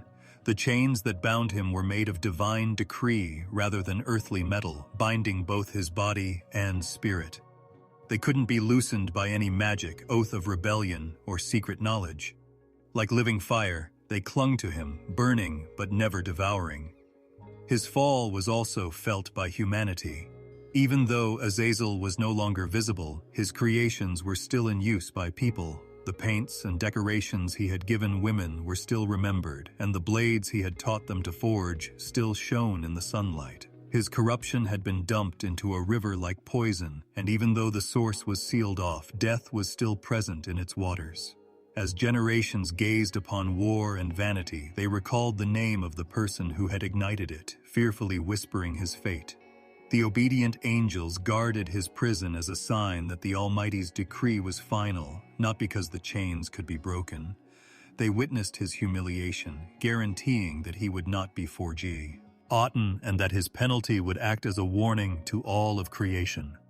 His memory became a testament against pride, and his name became a mark of shame. Once rising proudly above the stars, Azazel now lay beneath the dust of the desert, unheard, unredeemed, and invisible. Although time passed, it seemed to stop for him. The sands moved incessantly over his tomb on winds that never stopped, but his bonds did not. Despite the rise and fall of kingdoms, floods, and empires, Azazel's chains and his sentence remained untarnished. Until the day of reckoning, when all chains would be broken, not for freedom, but for ultimate judgment, he was shackled. He remained a prisoner of silence until then, cursed to wait in vain. His punishment appeared to have shaped the desert itself. As if invisible eyes watched them from beneath the sands, travelers who passed close to that abandoned location described a sense of unease that descended upon their hearts. Some said they heard groans too heavy to be men's, faint cries carried by the wind. Others claimed that the ground occasionally shook slightly, as if something shackled deep within the ground were straining against its restraints. Because the desert was regarded as a land of judgment and mercy, no one dared to stay. Through prophets and scribes, the tale of Azazel spread among men. They described how his conceit had driven him from the brightness of heaven to the depths of despair, how his wisdom had doomed the planet, and how his punishment was designated as a cautionary tale for future generations. His name was recalled with fear rather than awe. It was a name to be avoided rather than called upon. He was now buried in silence, his glory reduced to dust, where he had once walked among men in splendor. However, the legacy of Azazel's creations persisted in haunting people even while he was imprisoned. The teacher who had sown those seeds was whispered in every act of bloodshed, every adornment twisted for vanity, and every war waged with sharpened steel. Even though he was no longer there, his influence persisted, demonstrating how a single person's corruption can have a generational impact. Despite being chained, his legacy dispersed like smoke, discoloring the planet until the day of purification. Azazel waited in his prison's silence, but it didn't make him feel better. Time had no meaning because his sentence went on forever. His thoughts turned into his torture, reliving the pride that had motivated him, the knowledge that he had abused, and the throne that he had left behind. In addition to being confined to chains, he was compelled to live with the memory of his lost life, which blazed brighter than the desert sun. As a result, Azazel stayed hidden beneath the shifting sands of the desert, a prisoner of both judgment and stone. Unaware of the innumerable days he lay shackled, his voice muffled, his strength undone, the world shifted above him.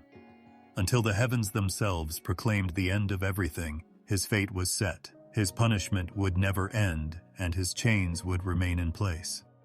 The Nephilim's days dragged on like a shadow across the earth, but when light rises, even shadows have to go.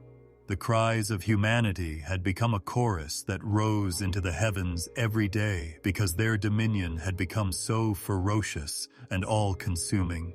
Rivers turned red, fields were gorged, villages were set on fire, and there was never any peace for the people. With thunderous voices and feet that left scars in the ground, the tall children of angels and women walked the earth as though they owned it. They reached every part of the land. They had filled hearts with fear, cities with fire, and valleys with bones. The earth now had famine scars where the world had once been lush and colorful. The Nephilim ate endlessly. Grain that had been stored for years disappeared in a matter of days. Herds of cattle were killed in a matter of seconds, and even wild animals were hunted to almost extinction. In fits of monstrous hunger, men who attempted to resist were ripped apart or crushed under enormous hands. Families were shattered like pottery underfoot. Women were taken and children were dispersed. The earth shook under their tyranny, which was not one of governance, but of chaos. The oppressed people's cries became more audible. Families huddled together in secret caves at night, muttering prayers through quivering lips. With broken voices, they prayed to the Almighty for help, justice, and an end to their agony. Because every cry had weight, the heavens listened. Instead of vanishing into thin air, the suffering of the weak was collected before the throne like incense, and the odor of sorrow filled the halls of eternity. Angels were saddened by the earth's decline since the creation's first light. In their conceit, the Nephilim made fun of both heaven and man. Declaring themselves gods, they called on the shuddering remains of humanity to worship them. They erected themselves on high places, carved idols in their image, and made men bow down to them. Giants who professed to be divine rulers but whose hearts were only full of violence were treated to songs of terror. The corruption poisoned humanity with hopelessness and rebellion by spreading not only through actions, but also through thoughts. Weary of fighting, some men submitted to these creatures' authority, providing service in return for their survival. But even in service, they couldn't find peace because the Nephilim didn't understand mercy or loyalty. The burden of sin grew heavier as the days turned into years. Men's lives were tainted not only by bloodshed and violence, but also by the Watcher's forbidden teachings and hidden knowledge. Charms and sorcery became widespread. Cruelty-designed weapons were passed from one person to another. Love waned, trust was betrayed, and hearts grew cold. The paradise that once represented divine order had vanished from the world. The weight of corruption seemed to be causing the very fabric of creation to groan. Previously clear, the rivers now flowed in a dark manner. The once bright skies appeared to be burdened with sadness. This broken earth was seen by the Most High, who had created man from dust and given him life. Nothing escaped his sight, not even the cries of the dead, the shivering hand of the orphan, the boastful laughter of the giants, or the hidden tears of the widow. Every action, thought, and cruel deed became evidence against the Nephilim and those who adopted their ways. The scales of justice had tipped, but the Almighty's deep and vast patience had held up for a long time. In the halls of heaven, the decree was uttered. The Nephilim's time was running out. They would fall like stones thrown into the sea, but they had risen like mountains. Their strength was insufficient to keep them out of the Creator's grasp, and their violence had turned into their own trap. They would demand the return of the very breath they drew, which had been taken from humanity. What they had greedily devoured would become a witness against them. The Most High's angels readied themselves for the impending act of judgment. Divine messengers moved quickly after instructions were given. The earth itself was to be cleansed, the deep fountains to be stirred, and the floodgates of heaven prepared. However, the decision that the Nephilim's rule was coming to an end echoed throughout Create. Ion before the waters would rise. Once boundless in conceit, the clock of their days now started to tick with finality. Though they were unaware of it, each sunrise brought them one step closer to their demise.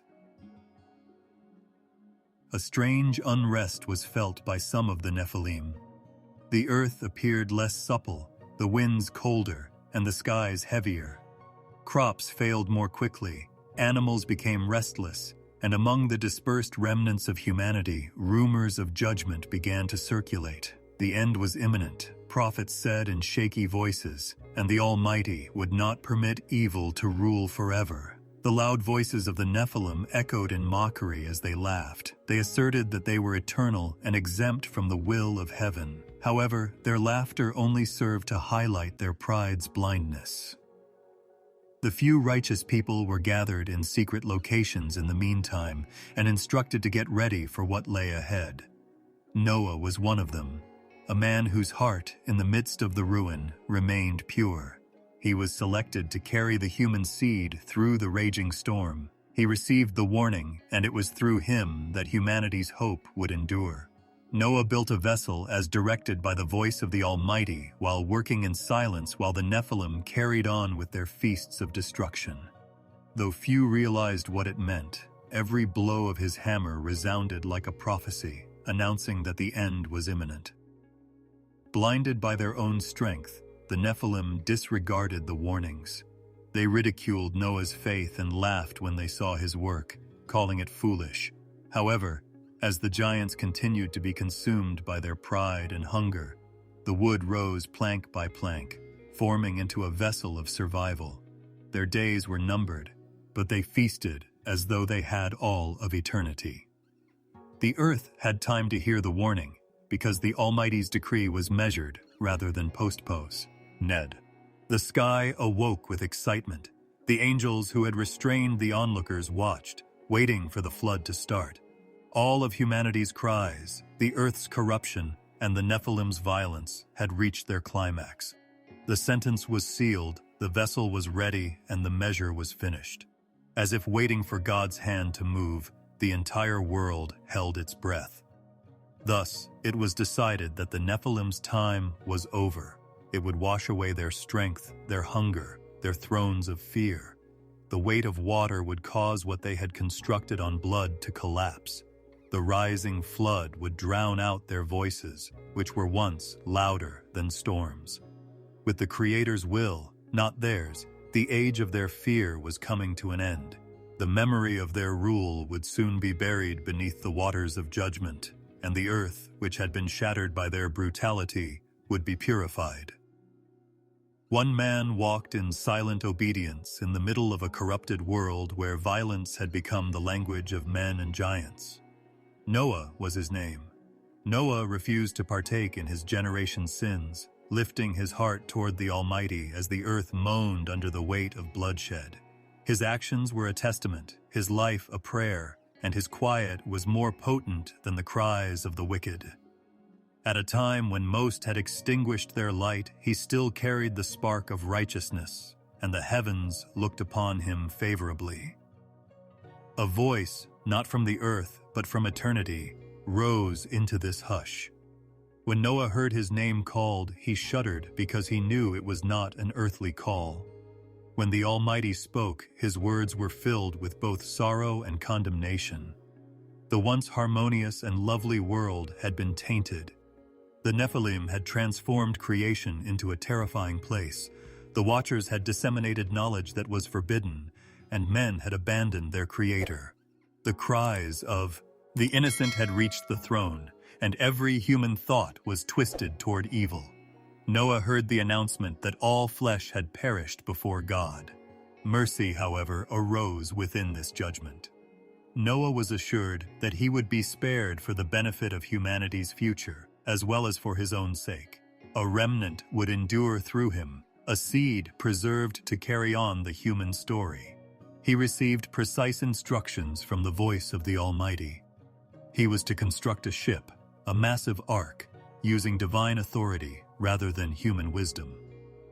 In order for life to continue past the impending storm, this ark would carry him, his family, and all living things, both male and female. Given the magnitude of the task, Noah bowed in respect. He didn't question, argue, or seek evidence. As he was given the dimensions, faith was the only thing keeping him steady. The ark was to be enormous, a wooden fortress 300 cubits long, 50 cubits wide, and 30 cubits high. It would have a door at its side, a roof above, and rooms inside. Pitch would be used inside to keep out the waters that would soon engulf the planet. Every detail was required, and every instruction was clear. Noah's face had changed when he emerged from that encounter. Although they were unable to pinpoint the reason, his neighbors thought he was different. Their mocking hearts couldn't comprehend the weight of the secret he carried. He began working with trembling hands, gathering wood and shaping it in accordance with the instructions. To those who watched, every blow of his hammer reverberated in the valleys, strange and unnerving. When they inquired as to what he was constructing, Noah candidly replied that it was a ship to avoid the impending judgment. Everyone chuckled.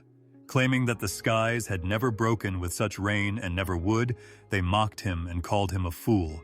Some scoffed, claiming that no flood could wipe out the planet, even if the waters fell. The idea that their methods would be criticized infuriated others. Nevertheless, Noah persisted unfazed, his gaze focused on the directions he had been given rather than the derision surrounding him. Knowing that every plank laid was an act of obedience and every joint sealed was an offering to the Almighty, he was building by faith rather than sight.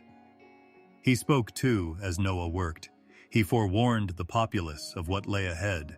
In the wilderness of sin, his urgent voice reverberated throughout the villages. "Stop using violence," he exclaimed. "Seek the one who created you, for he is running out of patience." His words rang like arrows, but most people ignored them. The earth will be covered in water, and only those within the ark will survive. They hardened their hearts by prioritizing pleasure over truth and laughter over repentance. To them, Noah's warning was insane, an untrue story. Noah continued, though. As the ark rose plank by plank, he continued to preach year after year. Even though entire generations went by and children grew into men and women, Noah's message remained constant. His tenacity turned into a living example of his faith. Those who had previously made fun of him became tired of his cautions, but he remained unflinching. His job was to stay true to the voice that had called him, not to convince everyone. A sermon louder than words was conveyed with every nail driven and log lifted. Some people secretly started to question whether Noah was telling the truth as the ark took shape, rising above the ground like a mountain of wood. Their hearts ached at the sight of such a huge, strange vessel. However, pride prevented them from expressing skepticism, and they resumed their idolatry, violence, and feasting. He was ridiculed by the Nephilim themselves, who stood tall over the building site and declared that his small ship would be worthless in the face of their might. They couldn't fathom being judged more severely than they were. However, Noah continued to work under the constant direction of the Almighty rather than the opinions of giants or men. Beside him, his sons worked, moving beams, carving rooms, and caulking the building. Even though they were also subjected to mockery, his wife and daughters-in-law stood by him in faith. Together, they formed a unique family that was selected for their obedience rather than their strength. Noah would frequently stand next to the ark and look up at the stars in the stillness of the night. He reflected on the mercy that had been shown to him, the judgment that was imminent, and the voice that had called him. He trusted, even though he did not fully comprehend the impending storm. And when men's laughter overtook the sound of his tools, that trust was sufficient to keep him going, to quell doubt, and to keep him going. The ark, which had previously been a vision from above, now materialized in front of him.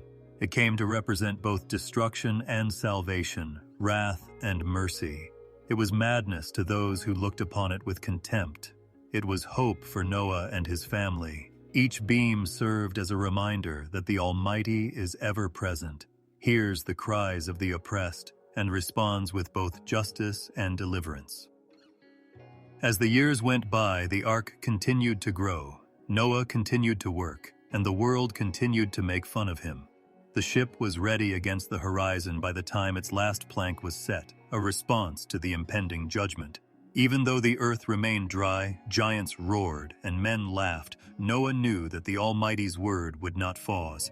Elder, the warning had been uttered, the message delivered, and the ship ready. The only thing left to do was for the heavens to open and the decree to fully descend. With its wooden frame looming over the landscape, the ark stood like a shadow of impending judgment, a strange monument in a world that had never seen one like it. To onlookers, it appeared to be insanity, the stupid work of a man enchanted. Crowds frequently gathered, their gestures mocking, their voices full of laughter. They mocked Noah, pointing to the enormous building that rose silently, saying that he had wasted his strength on a fear-based dream. Some threw stones at the incomplete walls, while others made fun of the idea of the earth ever being swallowed by the seas by feigning to row through the dust. Noah didn't falter. His voice carried a silent warning as his hammer struck in a steady rhythm. He informed them of the violence that smeared the ground with the blood of innocent people and the corruption of their ways. He described the Creator who had spoken and whose patience had run out. However, their laughter increased in volume as he continued to warn. They misrepresented him, turned his cautions into songs, and indoctrinated their kids to make fun of him. His name became a joke in the marketplaces and social gatherings, and his work became a saying of foolishness. "There goes the builder of the sea upon dry land," they would say. "He might make his house float on dust." Even worse were the Nephilim. These creatures, imposing in stature and dreadful in power, strode through the cities with a sense of pride while their laughter shook people's hearts. They were born of disobedience, the children of women and watchers, and they were unconstrained. When they encountered Noah, they made fun of him both verbally and physically. With ease, they lifted huge stones and threw them to the ground in front of him. As one snapped a twig, they split trees in two. They boasted that their power could not be overtaken by a storm or flood. They saw Noah's warnings as the bubbling of weakness and the ark as a toy.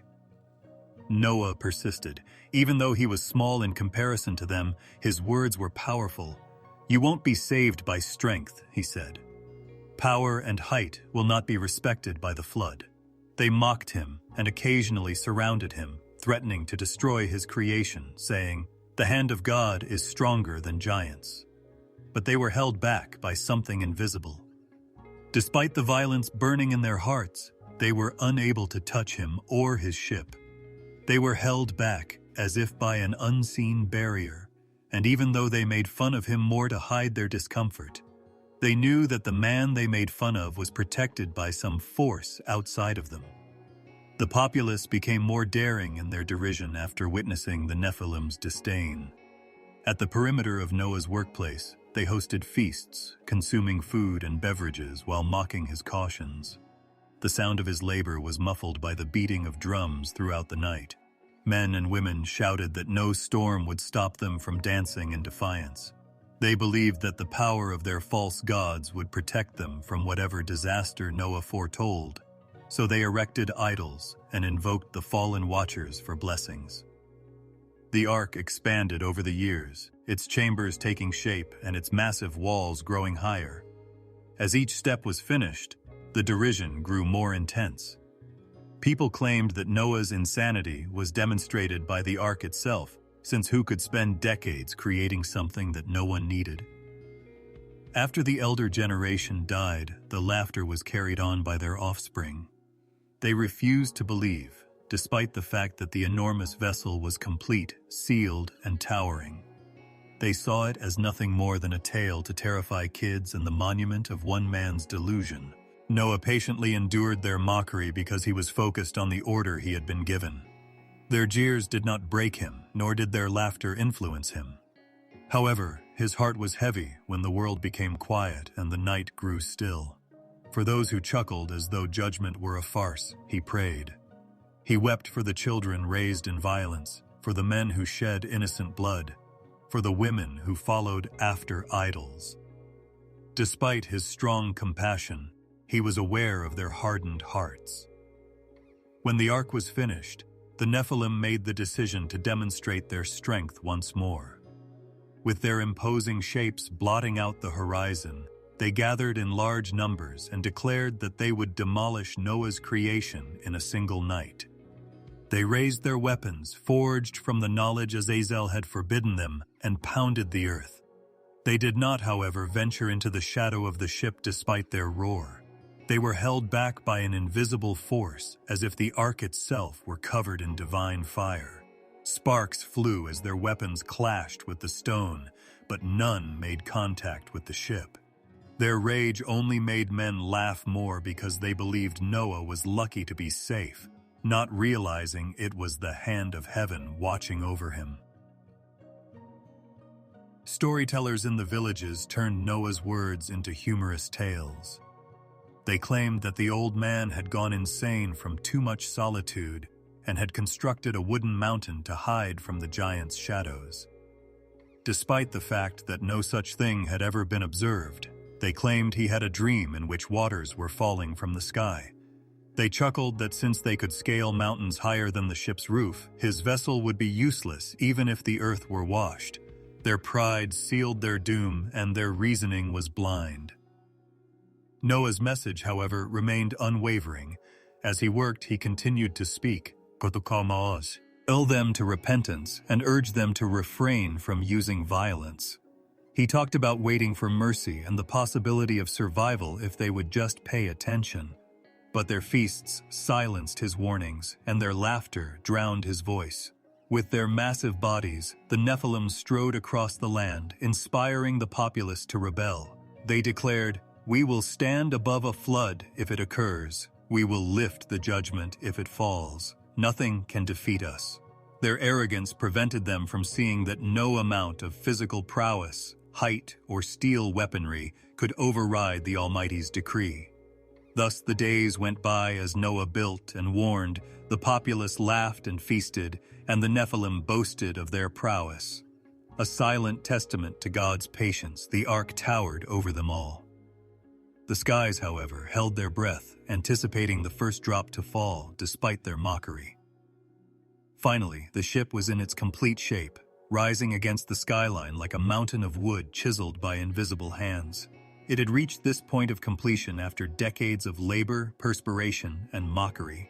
Its planks, bound with pitch and cut from sturdy trees, shone in the sunlight. The dust that still adhered to the worksite mixed with the scent of tar and wood. Each chamber was completed, and each beam was carefully positioned. Long hallways that led to compartments that would soon contain life extended into the darkness. Massive and silent, the ark seemed to be breathing under the weight of its mission. Noah took a step back and looked at it wearily. Years of work had left his body with calloused hands, hunched shoulders, and scars from stone and sharp wood. His spirit, however, remained unwavering since he was aware that he had followed the voice's instructions. This was salvation concealed in plain sight, not a monument of insanity as the populace claimed. With his hand resting on the wood, he muttered prayers, thanksgiving that he had been given the fortitude to wait until the last nail was driven. With solemn expressions on their faces, his sons stood beside him, each recalling the innumerable occasions when their father's hammer had reverberated above the crowd's laughter. People continued to make fun of it. They were certain that Noah had wasted his life when they arrived to view the finished ark and shook their heads. They ridiculed the fact that he had constructed a cage for himself and referred to it as his wooden prison. Youngsters screamed that it was hollow like their builder's mind as they ran around its base, slapping the walls. "Meet me by the folly of Noah, the shadow of wood," merchants would say, using it as a landmark. Nevertheless, despite their constant taunts, there was something about the building that made them uneasy. It appeared too large and purposeful, as if it were heavier than man could lift. Because of the strange whispers that seemed to emanate from its beams, some people avoided passing it at night. Then suddenly there were signs. Animals stirred restlessly from the forests. Birds of the air and beasts of the field moved as if drawn by an unseen force. Birds lifted from their nests, lions left their dens, and deer left their grazing grounds. They started to move in previously unheard-of patterns, moving in pairs rather than in a random scattering, male and female, their eyes fixed on the ark and their steps steady. As this bizarre march got underway, the populace looked on in shock. They witnessed eagles descending not to hunt, but to rest peacefully on the ground, wolves and lambs strolling side by side fearlessly, and serpents gliding innocuously past cattle's feet. As they approached, Noah's family stood at the entrance to the ark and gently led them. They went in 2 by 2, moving calmly as if an invisible hand had led them there. Noah's sons unlocked the rooms and guided each animal into its designated area. Oxen rested peacefully in another room, and lions slept in dark corners. The upper floors were crowded with birds, peacefully folding their wings. Serpents' eyes were lowered, and they coiled without striking. As if the Creator himself had inscribed silence into their bones, even the most ferocious of predators did not scream in anger. The crowd gathered in shock. They initially chuckled and said Noah had enchanted the animals. However, their laughter waned as the days went by and the procession went on. They had never seen natural enemies coexist peacefully or seen animals follow commands without fear. Uneasy, they murmured to one another. Some questioned if this was actually God's doing, but despite their discomfort, their pride refused to give in. It was chance, they told themselves, some odd natural ploy. Their eyes showed fear, but they consoled each other with sarcasm. The Nephilim also observed, their imposing forms looming over the throng. They mocked the scene, but something inside of them railed. Their hearts trembled, even though they had no fears. Even though they made fun of Noah's ship, they were unable to ignore the hand that led the animals. The fact that something bigger than their strength was at work and they were powerless to stop it was concealed by their hollow laughter, which was louder than the others. Sound filled the ark. Its chambers were filled with the symphony of rustling fur, beating wings, and low animal calls. To put them in order and make sure they all had what they needed, Noah and his sons put in endless effort. Plenty of food was kept in storage, water containers were full, and beds were made. The daughters-in-law made their way through the passages, soothing the smaller animals and providing for their needs. The work was heavy, but there was an odd calm about them. Before the storm even started, it seemed as though the ark itself had been transformed into a haven, sealed by the presence of God. The disdain of the populace outside became desperate. They yelled more loudly, teasing that the beasts were afflicted by Noah's insanity. Some said he used deceit to capture them, while others said he used secret herbs to lure them. Few dared to suggest that he might have been telling the truth. None, however, changed their ways. Their mouths were full of pride, their hearts clung to corruption. Even as the animals marched by, their inebriated laughter rising in defiance, they feasted. Noah didn't dispute. He stopped attempting to convince those who made fun of him. His warning was complete, his work finished. He now moved in solemn calm, getting ready for the day he knew was coming. The appointed hour was approaching, with every wood plank, every chamber being filled, and every animal being led inside. Speaking exclusively to his family, he urged them to maintain their faith and to never forget that they were not alone. As the ark filled, the sky itself appeared to shift. Strangely shaped clouds gathered and lingered longer than before. The wind carried a hint of rain, but no drop had yet fallen, and the air became heavy. The seas whispered against their shores, the rivers stirred without reason, and the earth seemed to hold its breath. The animals felt it, and their voices rose up inside the ark as though in unison, resonating through the empty spaces like a prophecy. Noah stood at the doorway when all the creatures had finally come in, when the pairs were complete. He gazed out at the Nephilim who continued to brag about their strength and the people who continued to make fun of them. His resolve was unwavering, but his heart was heavy. The ark was completed. They collected the animals. They had issued the warning. The Creator's invisible hand was now all that was needed to seal what man was unable to. The ship waited for the time when the sky would open and the waters would rise, not as a monument to human labor, but as a testament to obedience. Even though they continued to laugh, the people's inner unease that perhaps the flood was coming was too loud for them to ignore. The once bright sky started to darken in a way that had never been seen before. It was neither the fleeting shadow of common storms nor the slow, soft fading of evening. This was not like the others. As though the heavens themselves were accumulating wrath, the clouds grew heavier and darker. Even the loudest cries of derision were muffled by the weight of silence that made the air heavy and hard to breathe. After years of laughing at Noah, the people now looked up uneasily, their laughter stuck in their throats. The first tremors of unease shook the tall, proud Nephilim, who squinted at the heavens. The first drop followed. The sound of a single drop of water hitting the dust reverberated in the quiet as it fell from the sky. Then another and another, until there were dark circles all over the ground. Some initially chuckled once more, dismissing it as merely rain, a gift for the crops. However, the drops became heavier, fell more quickly, and pounded the ground with an unavoidable rage. The drizzle turned into a torrent in a matter of seconds. The rain pelted down in sheets, pounding the ark until its wooden beams rang with the sound, flattening fields and drumming on rooftops. The earth itself started to tremble at the same moment. Soil fissures appeared, and water poured out in raging streams. Springs erupted from deep recesses, filling the lowlands and valleys. Unexpectedly, rivers grew so large that they overflowed their banks, sweeping away houses, trees, and stones. The ground deceived them and spat forth waters that mixed with the storm above, causing the people to scream in shock. It appeared as if the earth and heavens had joined forces to bring about the world's destruction. Noah stood at the ark's entrance, his heart quivering with wonder rather than fear.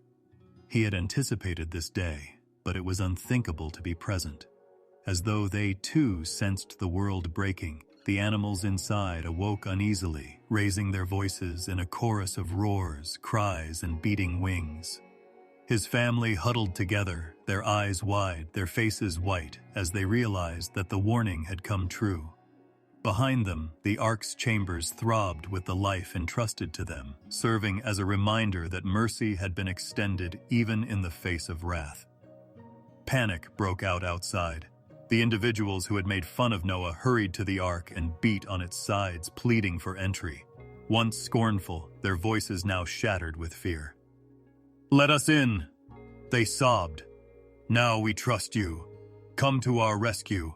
However, the Almighty's invisible hand, rather than Noah's, had sealed the great door. Neither a giant nor a man could break it. The cries of desperation mixed with the sound of fists and claws hitting the wood, but the door remained firmly closed by divine decree. At first, the powerful Nephilim did not accept that their time was over, raising their weapons against the storm as if it were an enemy they could vanquish. They waded into the rising waters. Even as the waters rose higher, their voices thundered, boasting of their strength. To stop the flow, they raise boulders, but the rivers carried them away. The waves broke through the walls they had raised. Even their size and strength were insufficient to resist the unending rise, but some attempted to swim, their enormous arms slicing through the flood. The water rose higher and higher with each stroke they made, merciless and unrelenting. The rain continued. Day after day, hour after hour, it poured without stopping. The hills were swallowed, the valleys submerged, and the land turned into a sea. Temples collapsed as the waters rose above their stones, fields disappeared, and villages vanished beneath the flood. People climbed rooftops and trees to get to higher ground, but the rain followed them, beating them down and getting higher and higher. Families held fast to one another as the storm's roar drowned out their cries. Fathers raged, mothers wept, and children cried, but the water heard no sound. Even the Nephilim, who were once feared by everyone, were helpless. Once a source of human fear, their imposing shapes were reduced to silhouettes against the escalating flood. Some attempted to climb mountains, the water rushing after them as their enormous hands clawed at the rocks. The air was shaken by their roars, but they were filled with despair rather than triumph. Their voices were muffled one by one, engulfed by the waves until the only sound left was the ceaseless crash of water. The same thing happened to those who had bragged about their strength and disregarded Noah's warnings. Their possessions were swept away, and their houses were destroyed. Cries of agony, which echoed momentarily before disappearing beneath the flood, took the place of the songs of celebration that had once filled the night. Their temples were flooded, their idols were overturned, and their laughter was permanently silenced. With their hearts heavy with grief, Noah and his family listened to the cries outside the ark. They could hear the roars of giants, the pounding on the door, and the cries of neighbors. They cried because they had warned these people, lived with them, and knew them. The incessant sound of rain and waves, however, gradually drowned out the cries as the hours went by. With a groan, the ark rose from the earth, now propelled by the waters that had wiped out the planet. Nights turned into days and days into nights, but the storm persisted. Only the peaks of the mountains remained as islands in the vast sea after the flood engulfed them. Then, beneath the rising waves, even these vanished. Once a place of markets, songs, laughter, and battles, the earth was now silent, submerged under a layer of water. The only noises were the storm's roar, the rain's ceaseless drumming, and the ark's creaking as it sailed across the ocean. The Nephilim had vanished. In a single moment they had lost their imposing strength, their ravenous appetite, and their haughtiness. Sucked into the same waters they had ridiculed, those who had followed them into corruption also met a similar end. Big or small, wealthy or impoverished, arrogant or modest, the flood did not distinguish between them. Everyone who had disregarded the warning had left, and with the seed of life that would one day rebuild the earth inside it, the ark floated above the boundless waters. From its window, Noah could see nothing but the endless expanse of water that stretched in all directions. The storm had done its job. Only the quiet of a world waiting to be created remained after the old world, which was rife with violence and corruption, had been swept away. After the storm that had shook the earth and the heavens finally passed, there was a profound silence that felt like it was pressing against the heart. The thun. Dare no longer roared, the rain stopped falling, and the ground stopped producing ferocious streams. Water was all that was left. It was an endless ocean that engulfed cities, villages, mountains, and valleys. There was silence where there had been cries of fear, laughter, and rebellion. As if creation itself had been folded into memory, the entire world was concealed from view beneath a veil of water. The ark was a lone ship adrift in the middle of eternity, floating on this great expanse. The weight of silence pressing against it caused its wooden frame to groan softly, not from strain. There was no visible star to direct it, no shore to indicate its path, and no landmark to break up the monotony of the never-ending waves. Above, a silent canvas spanning all of eternity, the sky was white and cleansed, stripped of its wrath. The deep moved slowly below, breathing like a giant in slumber. Alone as a cradle, the ark held life through death. Noah and his family sat inside, their voices low, as if even talking too loudly would break the delicate silence. They could hear the low creak of beams shifting with the sway and the soft lap of water against the wood. The strange calm that surrounded them calmed the animals, who had been restless during the storm and now lay quietly in their stalls. Even the tiniest animals appeared to be lulled into silence as lions slept without roaring and birds folded their wings without singing. The ark itself resembled an island more than a ship, a floating haven unaffected by the mayhem that had engulfed the world. Noah looked out at the waters through the tiny window high above. He was unable to make out the tops of trees, the shapes of mountains, or the signs of the place he had known. Everything was gone. Beneath the boundless sea was the world that existed before the flood. Only the undulating surface of water remained where the powerful Nephilim once strode with pride. There was only a great emptiness where cities hummed with commerce and laughter. The quiet spoke for itself, whispering of conclusions, of verdicts rendered, of a tale forever shut. The days were all the same.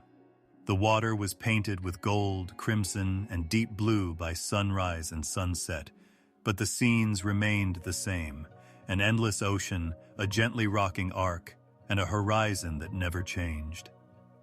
Simple chores like feeding the animals, fixing ropes, and getting together for prayer were how the family marked the passage of time. Even so, there was an odd silence that persisted in their work. Unlike the people of the world, they were waiting, breathing in time with the silence and moving in time with the slow rhythm of the waters. The view above was more distinct than Noah had ever seen at night when the stars had returned to the sky. The sky glowed with a brightness that pierced the soul when there was no more city smoke, altar fire, or the sound of voices rising from the ground. On the dark canvas of the heavens, the stars were innumerable and dispersed like grains of light. As Noah gazed up, he had the impression that the stillness of the seas below had reached into the stillness of the stars above, uniting heaven and earth in a single breath. His heart ached at the enormity of what was left and at the loss of what had been lost. He was occasionally asked by his sons what was beneath the waves. Were the fields still there? Would city walls be able to withstand the flood? Did giants' bones gradually sink to the abyss? Noah was at a loss for answers. He only knew that the old world was dead. Its violence, corruption, and haughtiness had all been carried away by the sea. Only memory remained after the waters had obscured all traces. It seemed as if time itself had stopped in this odd silence, awaiting the command to start over.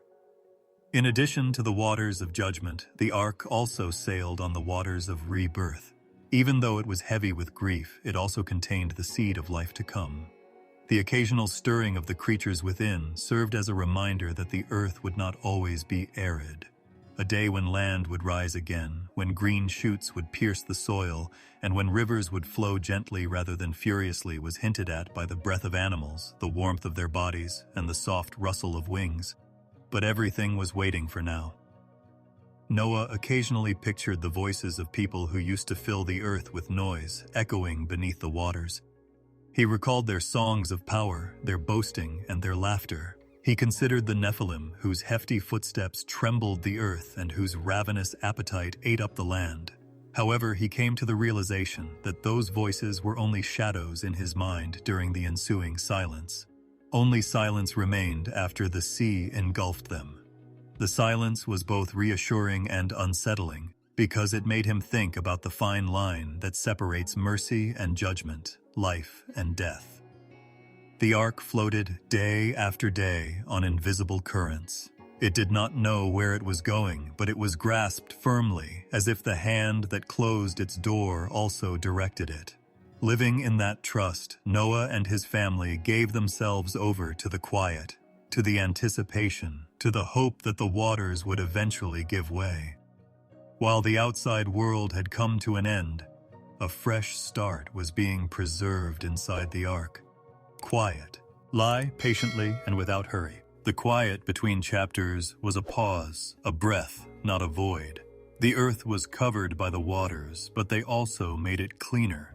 In order to prepare the soil for something new, they removed the burden of corruption and cleaned it of its impurities.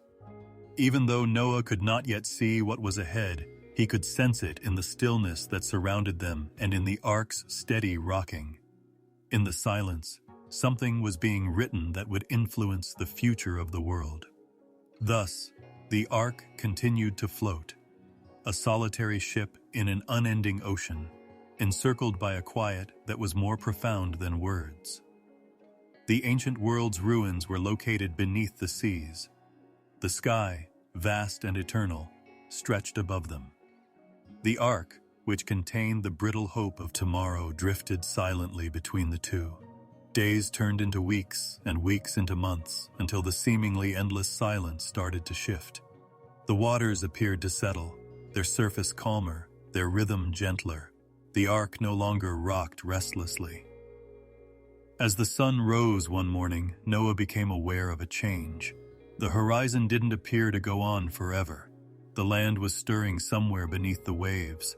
The valleys and mountains that had been engulfed by the deep were starting to emerge. The waters that had engulfed everything were slowly, almost imperceptibly, returning. Noah and his family could not yet see the valleys below, but the ark eventually rested on the side of a mountain. The ship sat motionless for many days, waiting for what would happen next, rather than floating aimlessly across boundless waters.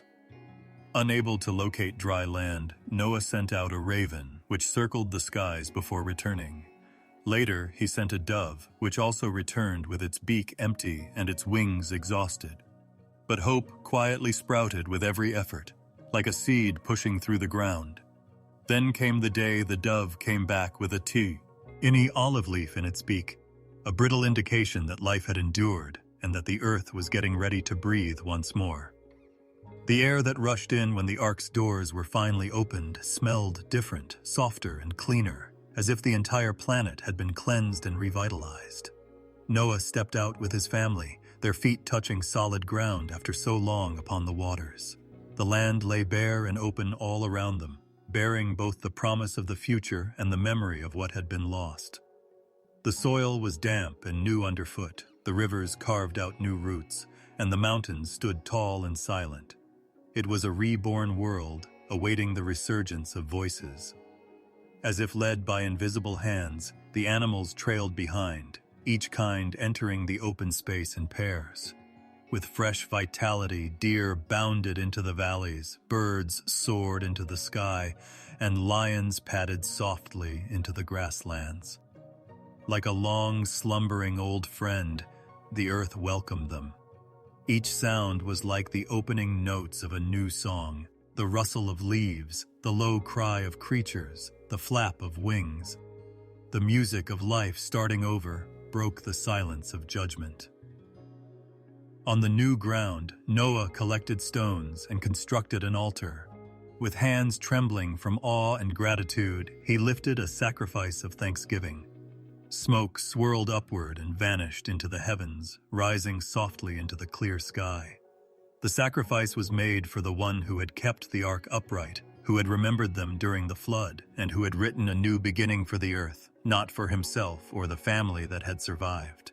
The stillness of the air was accompanied by a sense of promise, as if the sky itself were leaning in to hear the prayer.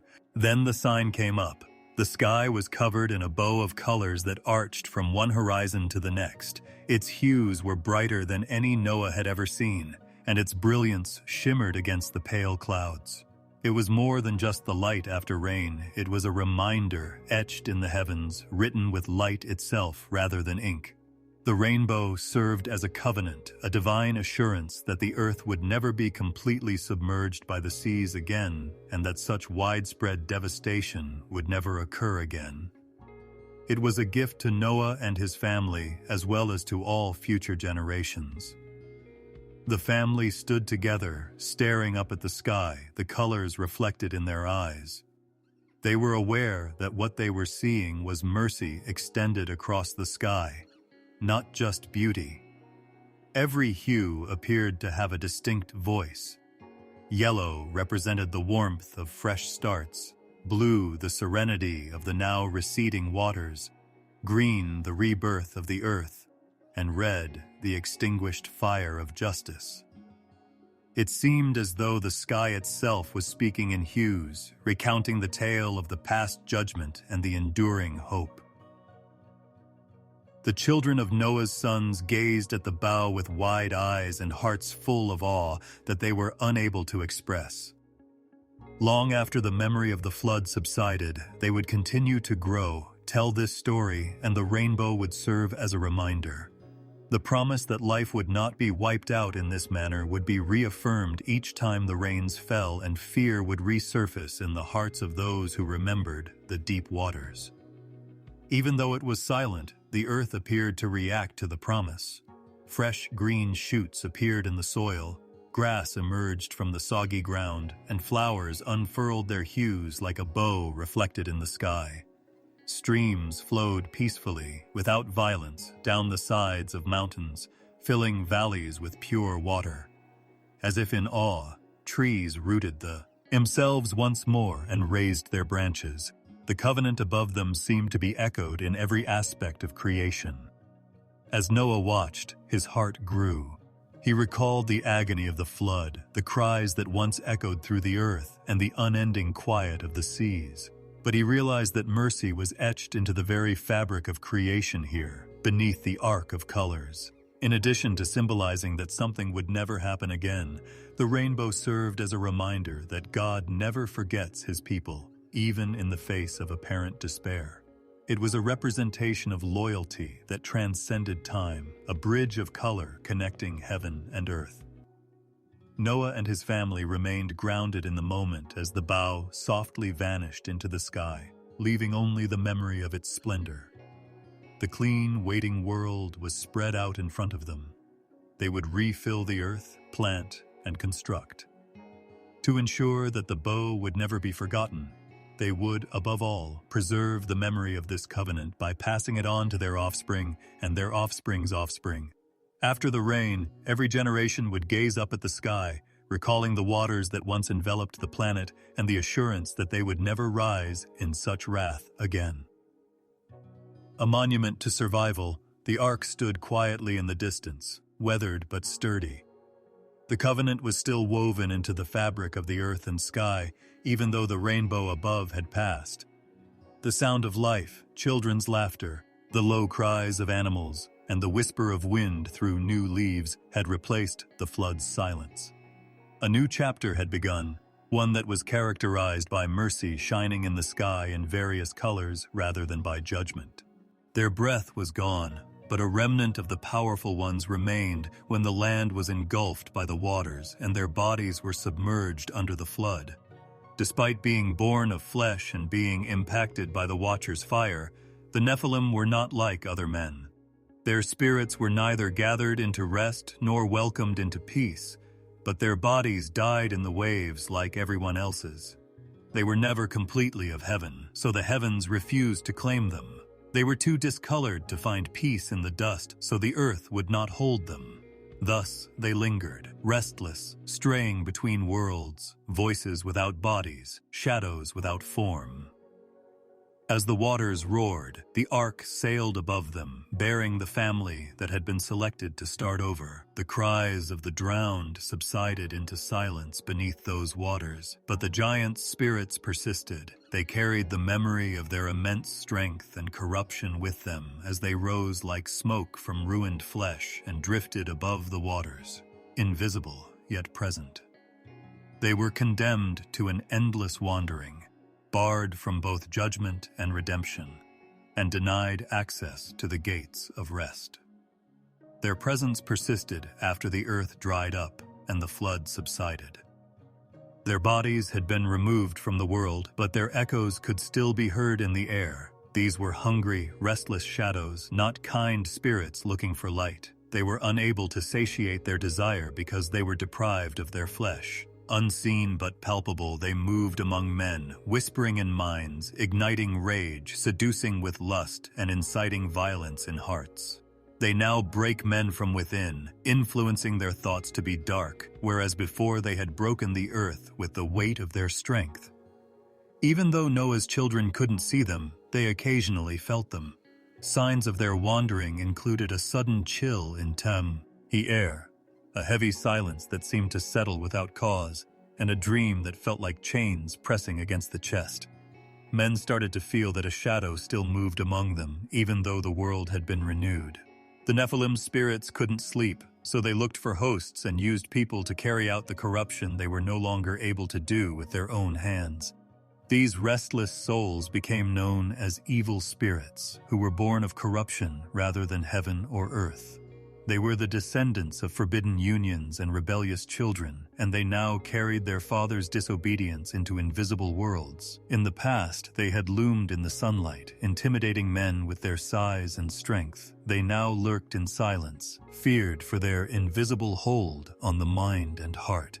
They were constantly hungry because they wanted flesh, but they would never again be able to get it. Thus, they tore at the edges of human existence, luring men to violence, inciting animosity among brothers, and sowing the seeds of pride and jealousy. The burden of this haunting would fall on Noah's sons and their sons after them. Men's thoughts stirred at night when the land became silent and the fires burned low. When peace approached, they pushed them toward rage. When forgiveness was possible, they pushed them toward blood. And when enough had been given, they pushed them toward greed. Their sudden cruelty, which seemed to appear out of nowhere, would sometimes engulf entire villages.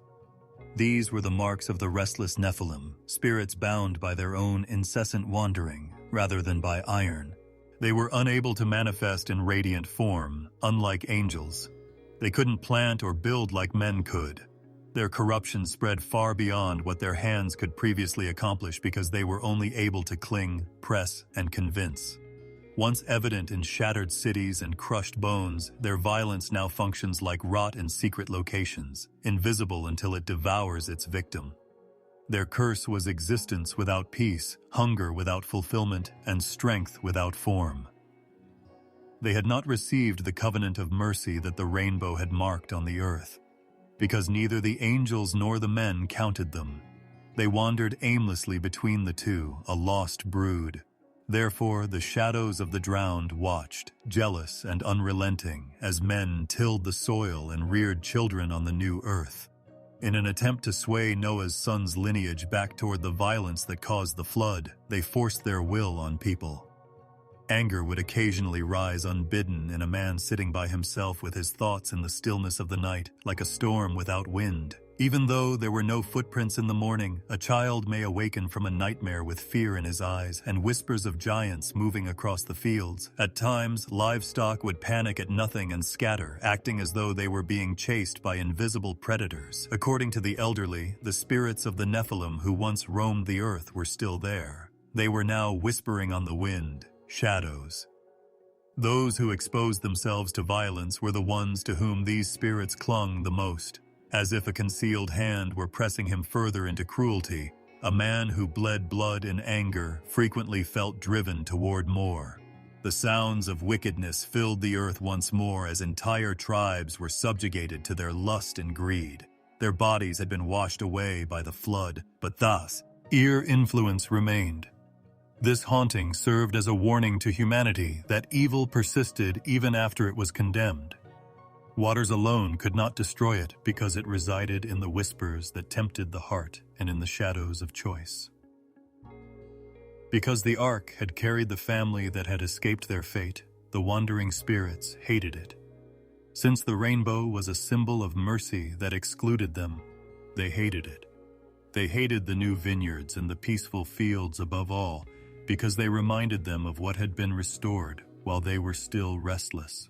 They congregated close to campfire edges, just out of sight, and waited for men to show weakness or for doors to open out of fear or rage. They could only corrupt, they couldn't create. They could only poison, they couldn't plant. Men lived between the shadows of the restless below and the covenant of mercy above during the start of the age of haunting. The Nephilim spirits traveled unseen, their names unsaid, their labor heavy but concealed. Instead of disappearing with the flood, they became a curse on the planet, a persistent cry of disobedience that water was unable to quell.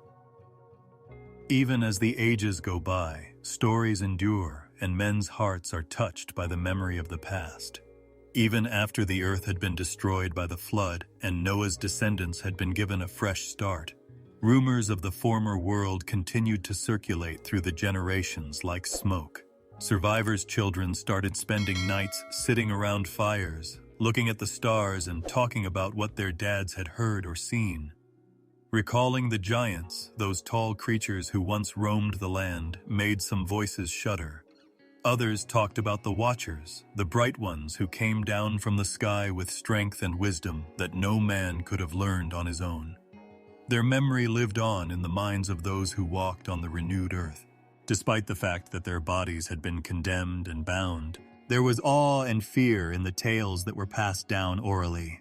Men recalled the Nephilim's fear, how their footsteps shook the earth, and how their hunger ate up harvests that were intended for a large number of mouths. But that fear was accompanied by the eerie recollection of the Watchers themselves. Beings of light who had assumed human form and interacted with humans. Because they disobeyed their own creator's law, some referred to them as betrayers.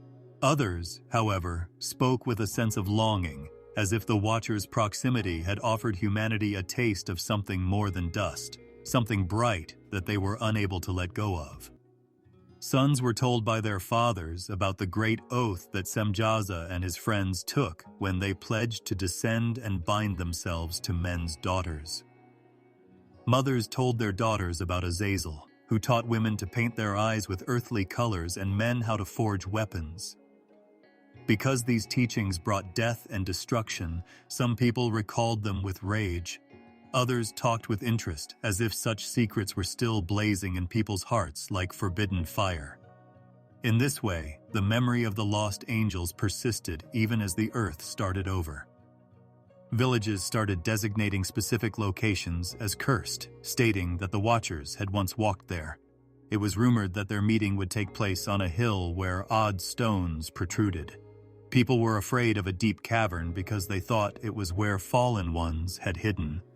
The giants left behind ruins that travelers described, foundations too big for regular men to construct. The memories of those who were no longer visible but never forgotten were nourished by such sights, which inspired both awe and fear. Elders frequently reminded the younger generation in whispered discussions that these creatures had been punished and were now shackled in the dark, awaiting to be judged. But there was always a glimmer of interest in spite of this caution. Some questioned whether some of the Watchers were still out there or if they had all been apprehended. Men were filled with dread and secret desire at the possibility that one of them might still walk in the shadow of the mountains or show up in a dream. Men occasionally invited the shadows closer than they realized when they recalled, and memory is a powerful force. Poets wrote poetry about them, describing gleaming creatures that descended like flames. Some sang about women who suffered after having children from heavenly fathers and about forbidden love. Others warned their audience that no one could evade the Most High's justice, not even angels, while singing songs of rebellion. Through gatherings, festivals, and lengthy treks through the wilderness, these songs became the lifeblood of generations. As if the act of remembering kept the Watchers bound to the world they once corrupted, the rhythm of their telling, even when not fully understood, guaranteed that they stayed alive in their minds. Children were raised on bedtime stories about creatures that could travel through the air like storms and giants, with eyes that burned like embers.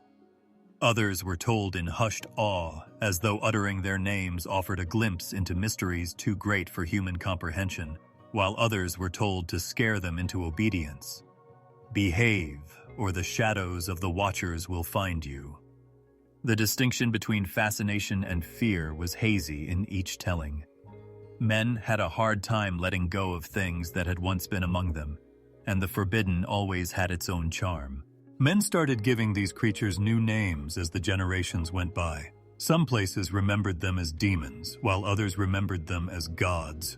Their recollections influenced national mythologies, were inscribed on stone tablets, carved into temple walls, and sung in shamanic and priestly chants. Men frequently dressed them in glory, remembering the splendor of their descent rather than the chains of judgment, even though their true origin was rebellion.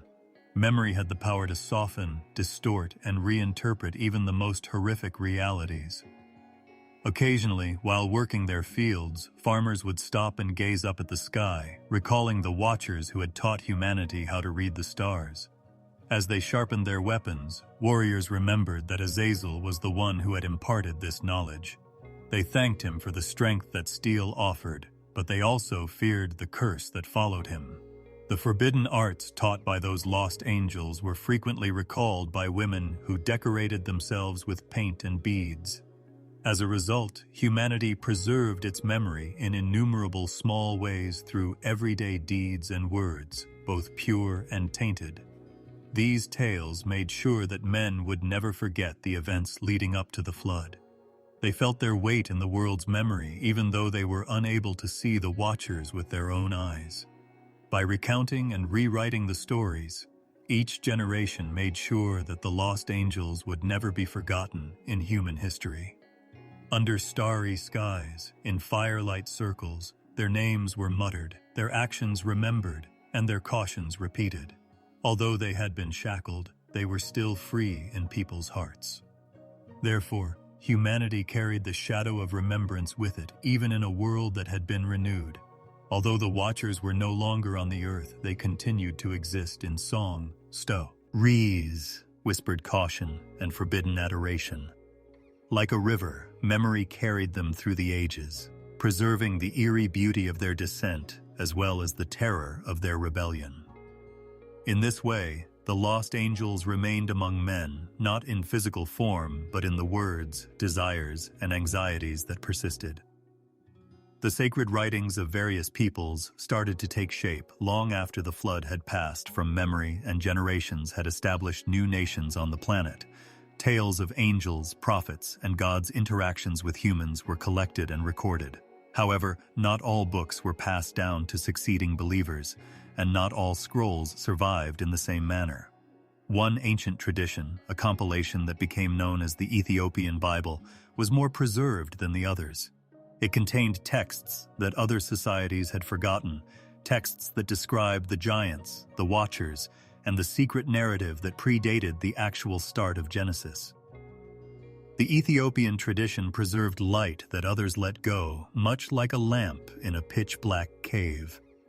The Ethiopian canon contained 88 books, a treasury more vast and enigmatic than the 66 books that most of the world came to know as the Scriptures. The Book of Enoch, which described in detail the Watcher's descent, the birth of the Nephilim, and the ensuing judgment, was one of these preserved texts. Ethiopia protected this book by copying it, chanting it, and treating it as a part of their sacred heritage, while others allowed it to fade into obscurity. However, why would one land protect what others appeared keen to forget? History and divine providence both hold the key to the solution. Ethiopia had a long history of religious tradition. The people of Israel and this African kingdom had been connected since the Queen of Sheba's visit to Solomon. Ethiopia adopted Christianity early on and with a fervor that influenced its culture for centuries as it later spread. Less impacted by the councils and rulings that shaped the Western canon, the church there adhered to the customs it was given. The Ethiopian faithful preserved the larger treasure, preserving tales that held echoes of the ancient world, while other groups argued over which texts to preserve and which to discard. Some people in far-off places reportedly feared Enoch and the Watcher's writings because they gave away too much. They talked about giants that ate people, angels that failed, celestial creatures that sinned, and secrets that were taught and tainted the planet. For delicate hearts, such truths were nearly too burdensome. A clearer, more straightforward story that started with creation and swiftly progressed to man's fall was preferred by the councils that shaped the scriptures in Rome and other places. The previous shadowed story, which raised difficult issues regarding rebellious divine beings, was not something they wanted to deal with.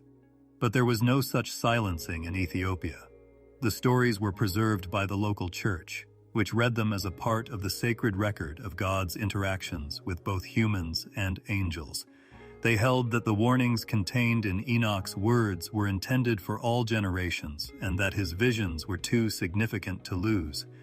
As a result, their canon remained full, preserving the lost chapters of heavenly and human history, while others shrank. The disparity grew increasingly noticeable over time.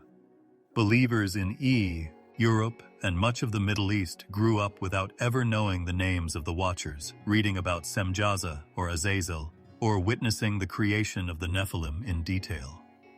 The depth of that story was lost, but they might have heard a faint whisper in the short verse of Genesis that talks about sons of God and daughters of men.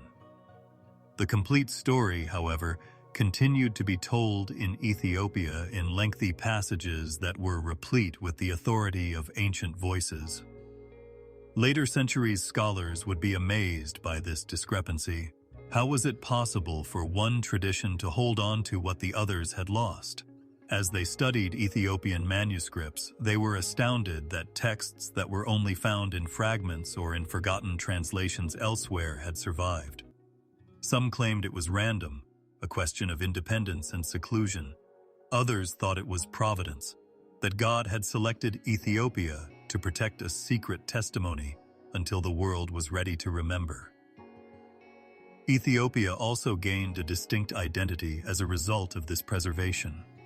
Its adherents lived with the knowledge that their scriptures contained mysteries that others were unaware of. The memory of Enoch and his visions reverberated through their prayers, liturgies, and chants. They recalled the bound watchers when they mentioned judgment. They brought up Noah, who was selected to survive the deluge, when they talked about mercy.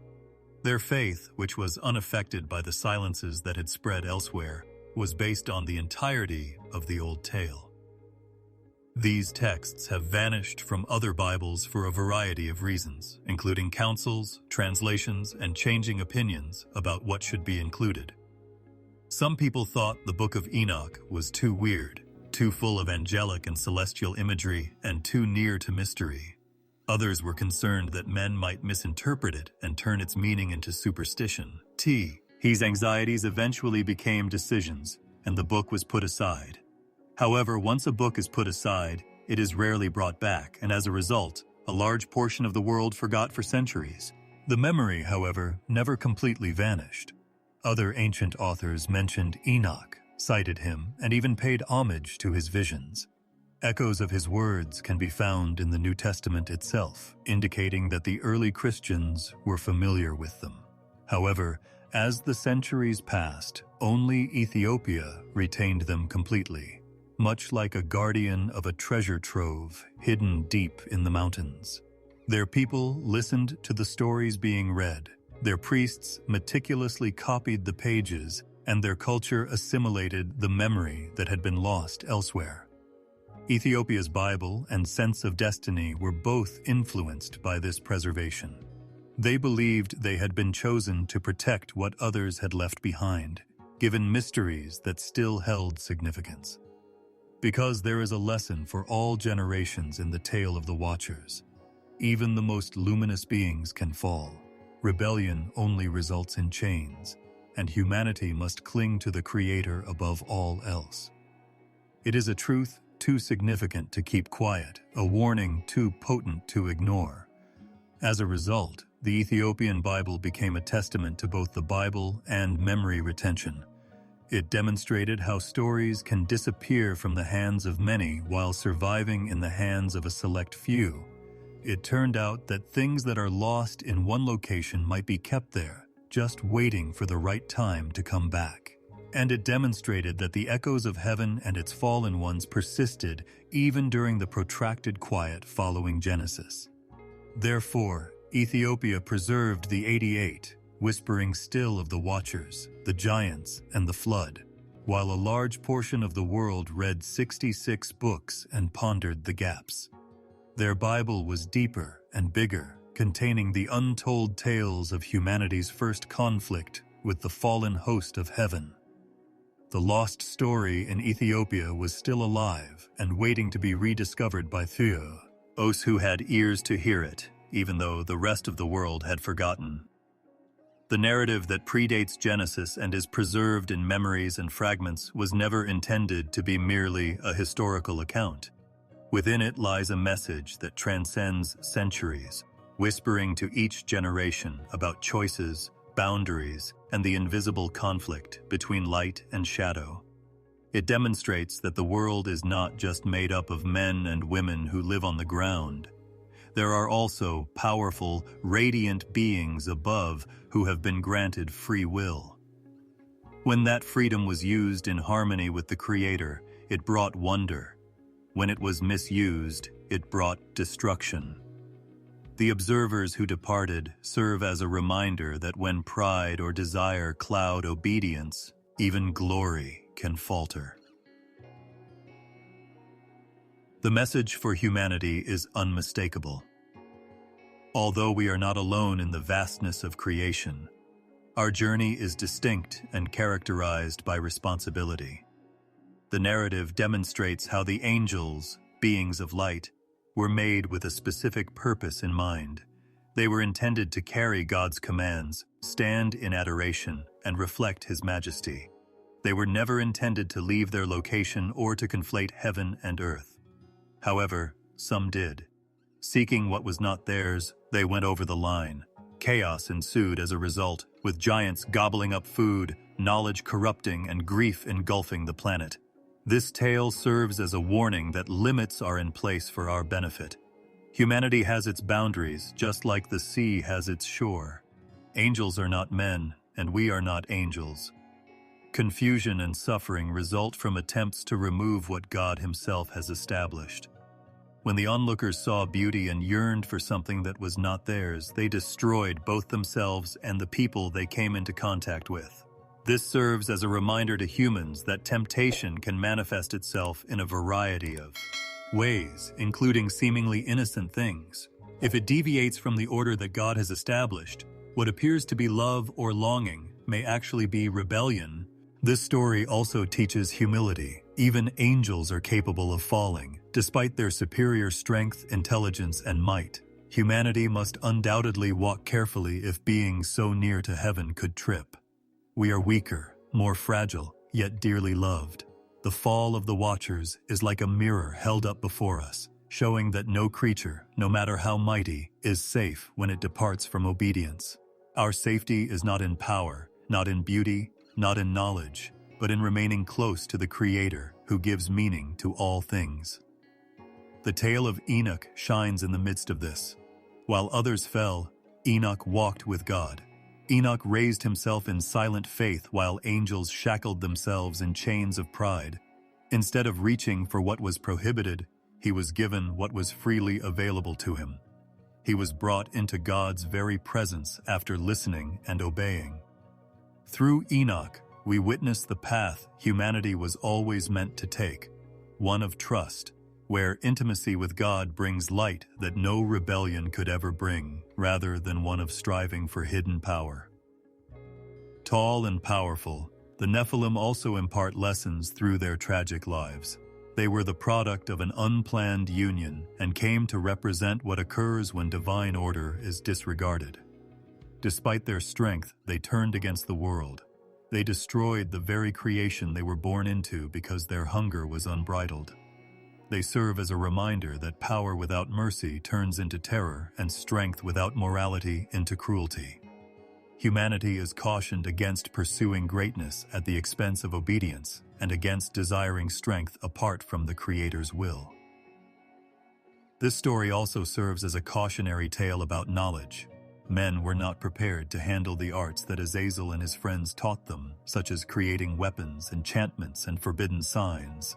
When released from the fear of God, these gifts turned into destructive instruments. The narrative reminds us that not all knowledge is beneficial. Some knowledge can corrupt people if it is pursued improperly or for the wrong reasons. Waiting for God's timing, staying true to what is right, and realizing that not everything is meant to be in human hands are all examples of wisdom. This story is fundamentally about choice. Desire overcame obedience for the Watchers. Rather than honor, the Nephilim lived for their food. However, Noah made the decision to trust, and Enoch made the decision to believe. The narrow path to life is depicted to humanity in this contrast. There are people who cross boundaries and people who adhere to them at every age, so the message is not just about what happened once, but about what always occurs. The narrative hints that all human hearts must pass the same test. The message is interwoven with mercy as well. God still heard the cries of the weak despite the violence on earth, the fall of angels, and the rise of giants. Heaven heard the voices of the oppressed. Instead of abandoning the world in a state of corruption, God sent a flood to purify it, and then a covenant to offer hope. This demonstrates that God still listens to those who seek Him out, regardless of how sinister rebellion becomes. The fact that justice is not blind, that prayer never goes unanswered, and that mercy endures even after wrath has arrived, are all consoling to humanity. Respect is another lesson the story imparts. The Watchers lost everything when they lost their fear of God. The foundation of creation is reverence. It maintains the seas within their limits and the heavens in their path. Even angels can fall without it. Humanity is urged to keep in mind that God's boundaries are not prisons but shields, guards rather than chains. To break them is to invite sorrow. To live within them is to live in peace. The idea that man is both chosen and frail is arguably the most profound lesson of all. Humanity was never forgotten, despite being smaller than the Watchers and less brilliant than the angels. Enoch heard from God. God accompanied Noah on his journey.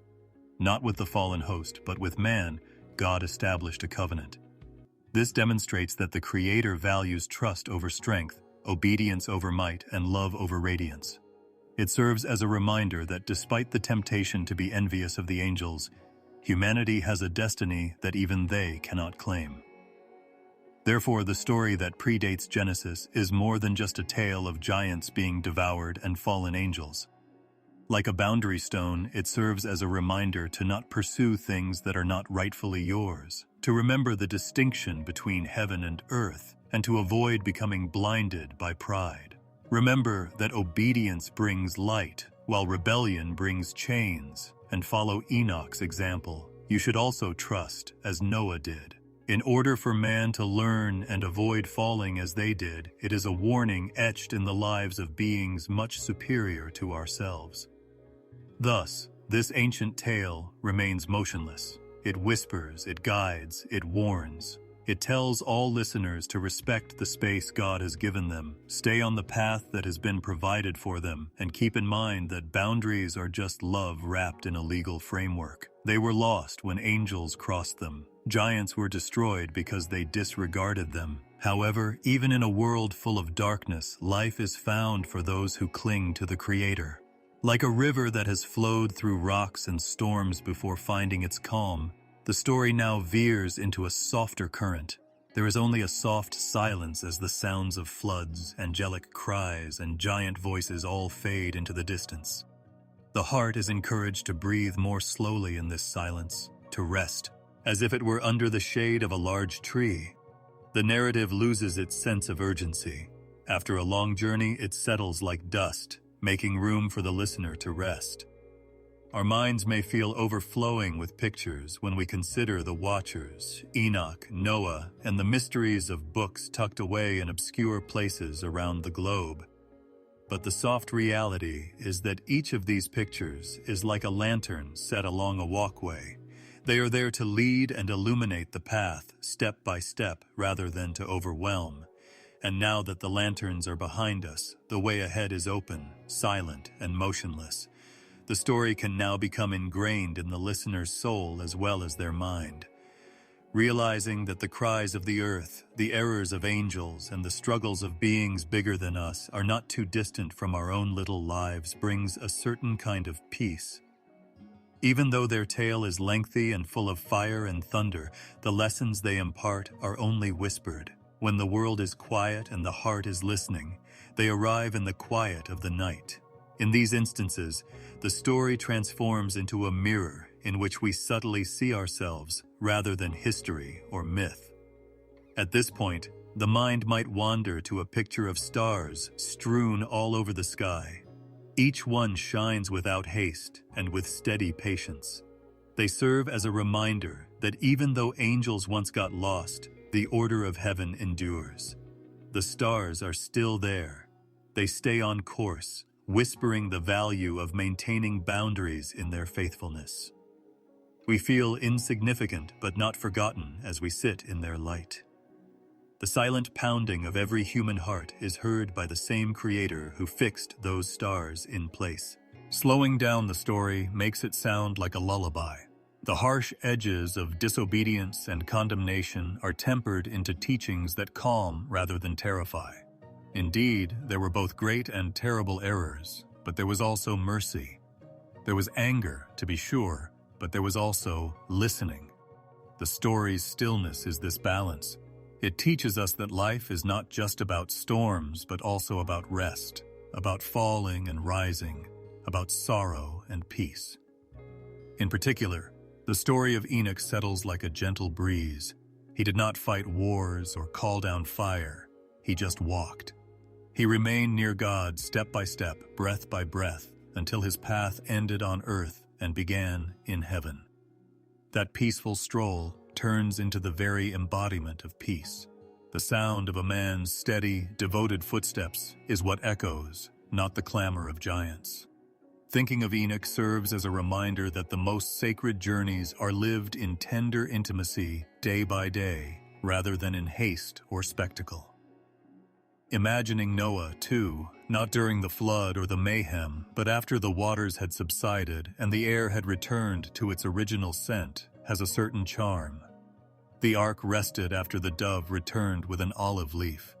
The entire world let out a breath in that resting. Once again, the once drowned earth was silent, awaiting the influx of life. The story now leaves us with that still moment, the quiet after the storm. A reminder that floods end, storms pass, and peace always returns to the world. This peace also extends to the Ethiopian Bible, whose numerous volumes were saved when others were destroyed. It is a silent voice bearing memories that would not die, not a shouting sound against the others. Like a guardian hiding treasures under its cloak, it protected the stories. And there is solace in this idea because the earth remembers even when people forget, and pages endure even when voices fade.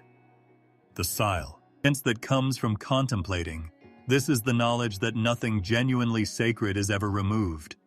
Like seeds under soil, it patiently awaits the ideal moment to rise once more. The soft rhythm of introspection now soothes the listener.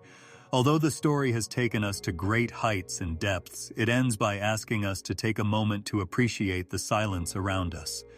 Maybe the night outside the window is quieter, softer, and heavier. Perhaps the weight of ancient truths weighs on the heart, but now it does so with a settled awe rather than fear. After giving everything it had, the story now just lies with us and breathes with us. The real message emerges during this period of rest. At this point, the story does not demand action. It only requests that you listen and remain motionless. It asks the listener to allow the lessons to seep into the ground like rain and the images to settle like falling leaves. Now, all that is required is silence, to hold the story tenderly and to let the calm within rise. Thus, the story becomes softer towards the end. After a long period of turmoil, the Watchers, the Nephilim, Enoch, Noah, the hidden books, the voices of the oppressed, and the Creator's hand all combine to form a single lull. The listener can take a deep breath, relax, and carry the story's tranquility into their own peaceful evening during this lull. Now, like a river flowing gently into the vast sea, the story that has spanned time finds its resting place. The long arc of history, the voices of prophets, and the storms of giants and angels all fade into silence. And it is in that silence that the heart finds serenity. The constant realization that everything starts and ends in the presence of the one who created everything replaces all fear and struggle. The story no longer describes conflicts or floods, but rather relaxation, submission, and a quiet that resembles a prayer murmuring in the night. The soul is urged to take a deeper breath and relax from the cacophony of the outside world during this last period of silence. It is possible to temporarily put aside the day's troubles and heart-wrenching anxieties as if they were being gently placed in invisible hands. We learn from the story that even the most powerful forces, the roaring waters, the rebellious angels, and the Nephilim, could not last forever. Peace reigned after they died. The storms inside of us could end if such powerful storms could. The assurance that every restless heart can find peace in the presence of the divine is the gift that this moment offers. Imagine the listener sitting in silence, maybe in the middle of the night, with only the sound of their breath coming in and going out. The narrative has taken us through deep waters, through earth trembling, through starry visions, and now back under the sky. The heavens above are stable and boundless. Knowing that creation is not abandoned causes the heart to slow down internally. The soul carries its own symbol of hope, a reminder that God's hand is still present even in brokenness. just as the rainbow was created as a sign of mercy. Here, the sound of Enoch's footsteps is subtly recalled. It was intimacy, not strength or power, that caused him to fade into silence. His eternal home was his peaceful walk with God. When we hold that image close to our hearts, it feels like a prayer answered, that one day, every devoted step we take will bring us into the arms of the one who has always been by our side rather than into fear. It serves as a reminder that peace is not far away. Rather, it is as close as a steady breath and as close as the Creator's invisible presence. Noah's sleeping ark also seems to be a silent wooden prayer. The ark floated until the waters subsided after the world was engulfed by waves, after giants and men alike cried Ut, and after the heavens roared. It then took a nap. The soul that has persevered through adversity and at last found peace is symbolized by that resting. It teaches us that peace is for the earth as well as the heavens, and it is not just for angels, but also for us. The rainbow that followed was a gentle covenant depicted in light and color across the sky to remind everyone looking up that mercy endures, and it was not only for Noah, but also for all generations that followed. Even if the words are simple or even wordless, the heart may spontaneously rise into prayer at this time. It could be as simple as a whisper, a sigh, or a trusting eye closure. In this silence, prayer is about resting in the presence of the one who hears without speaking, not about begging or asking. The story itself has been transformed into a prayer, and the audience is encouraged to rest inside it and allow the lessons and visions to fade into tranquility. Let the prayer be gentle, that the soul may be guarded from storms, that the heart may walk in light, that the burdens carried so long may finally be laid down. Let it be mumbled that the earth will breathe freely once more, and that the invisible forces that plague it will discover their chains, just as the watchers did. Remember that while evil spirits may roam, they do not govern. Only the Creator does, and His mercy is still greater than the darkness. The scope of the prayer may extend beyond oneself to include family, friends, and even the entire world. We gain a deeper understanding of how fleeting life is when we hear the stories of floods and fallen ones. Despite their strength, the giants fell. Despite their protests, the angels were shackled. Despite trembling, humanity managed to survive. And with that survival comes the silent duty to wish for world peace as well as one's own. The final prayer's profound tone is this, that everyone will find peace, that the storms of nations and hearts will stop, and that the soft rhythm of heaven's order will once more direct every action. The listener may experience a softening as the prayer continues in the heart's silence, as if the weight of ages is lifted.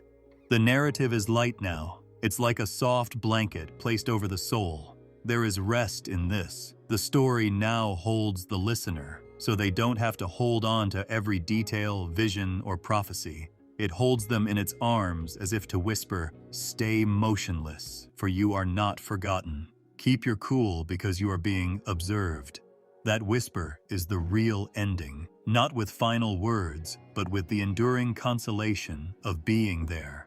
Thus, the story concludes with prayer rather than condemnation, with calm rather than fear, and with silence rather than clamor. The listener is left feeling as though they are in a hallowed space of quiet, with the air filled with invisible light and the walls composed of stillness. The soul can rest here. Here, the breath and the story merge into one. The final and most profound truth is revealed to the heart at this point. The divine's presence endures through all history, all storms, and all silence, and it is in that presence that the soul is at last at peace,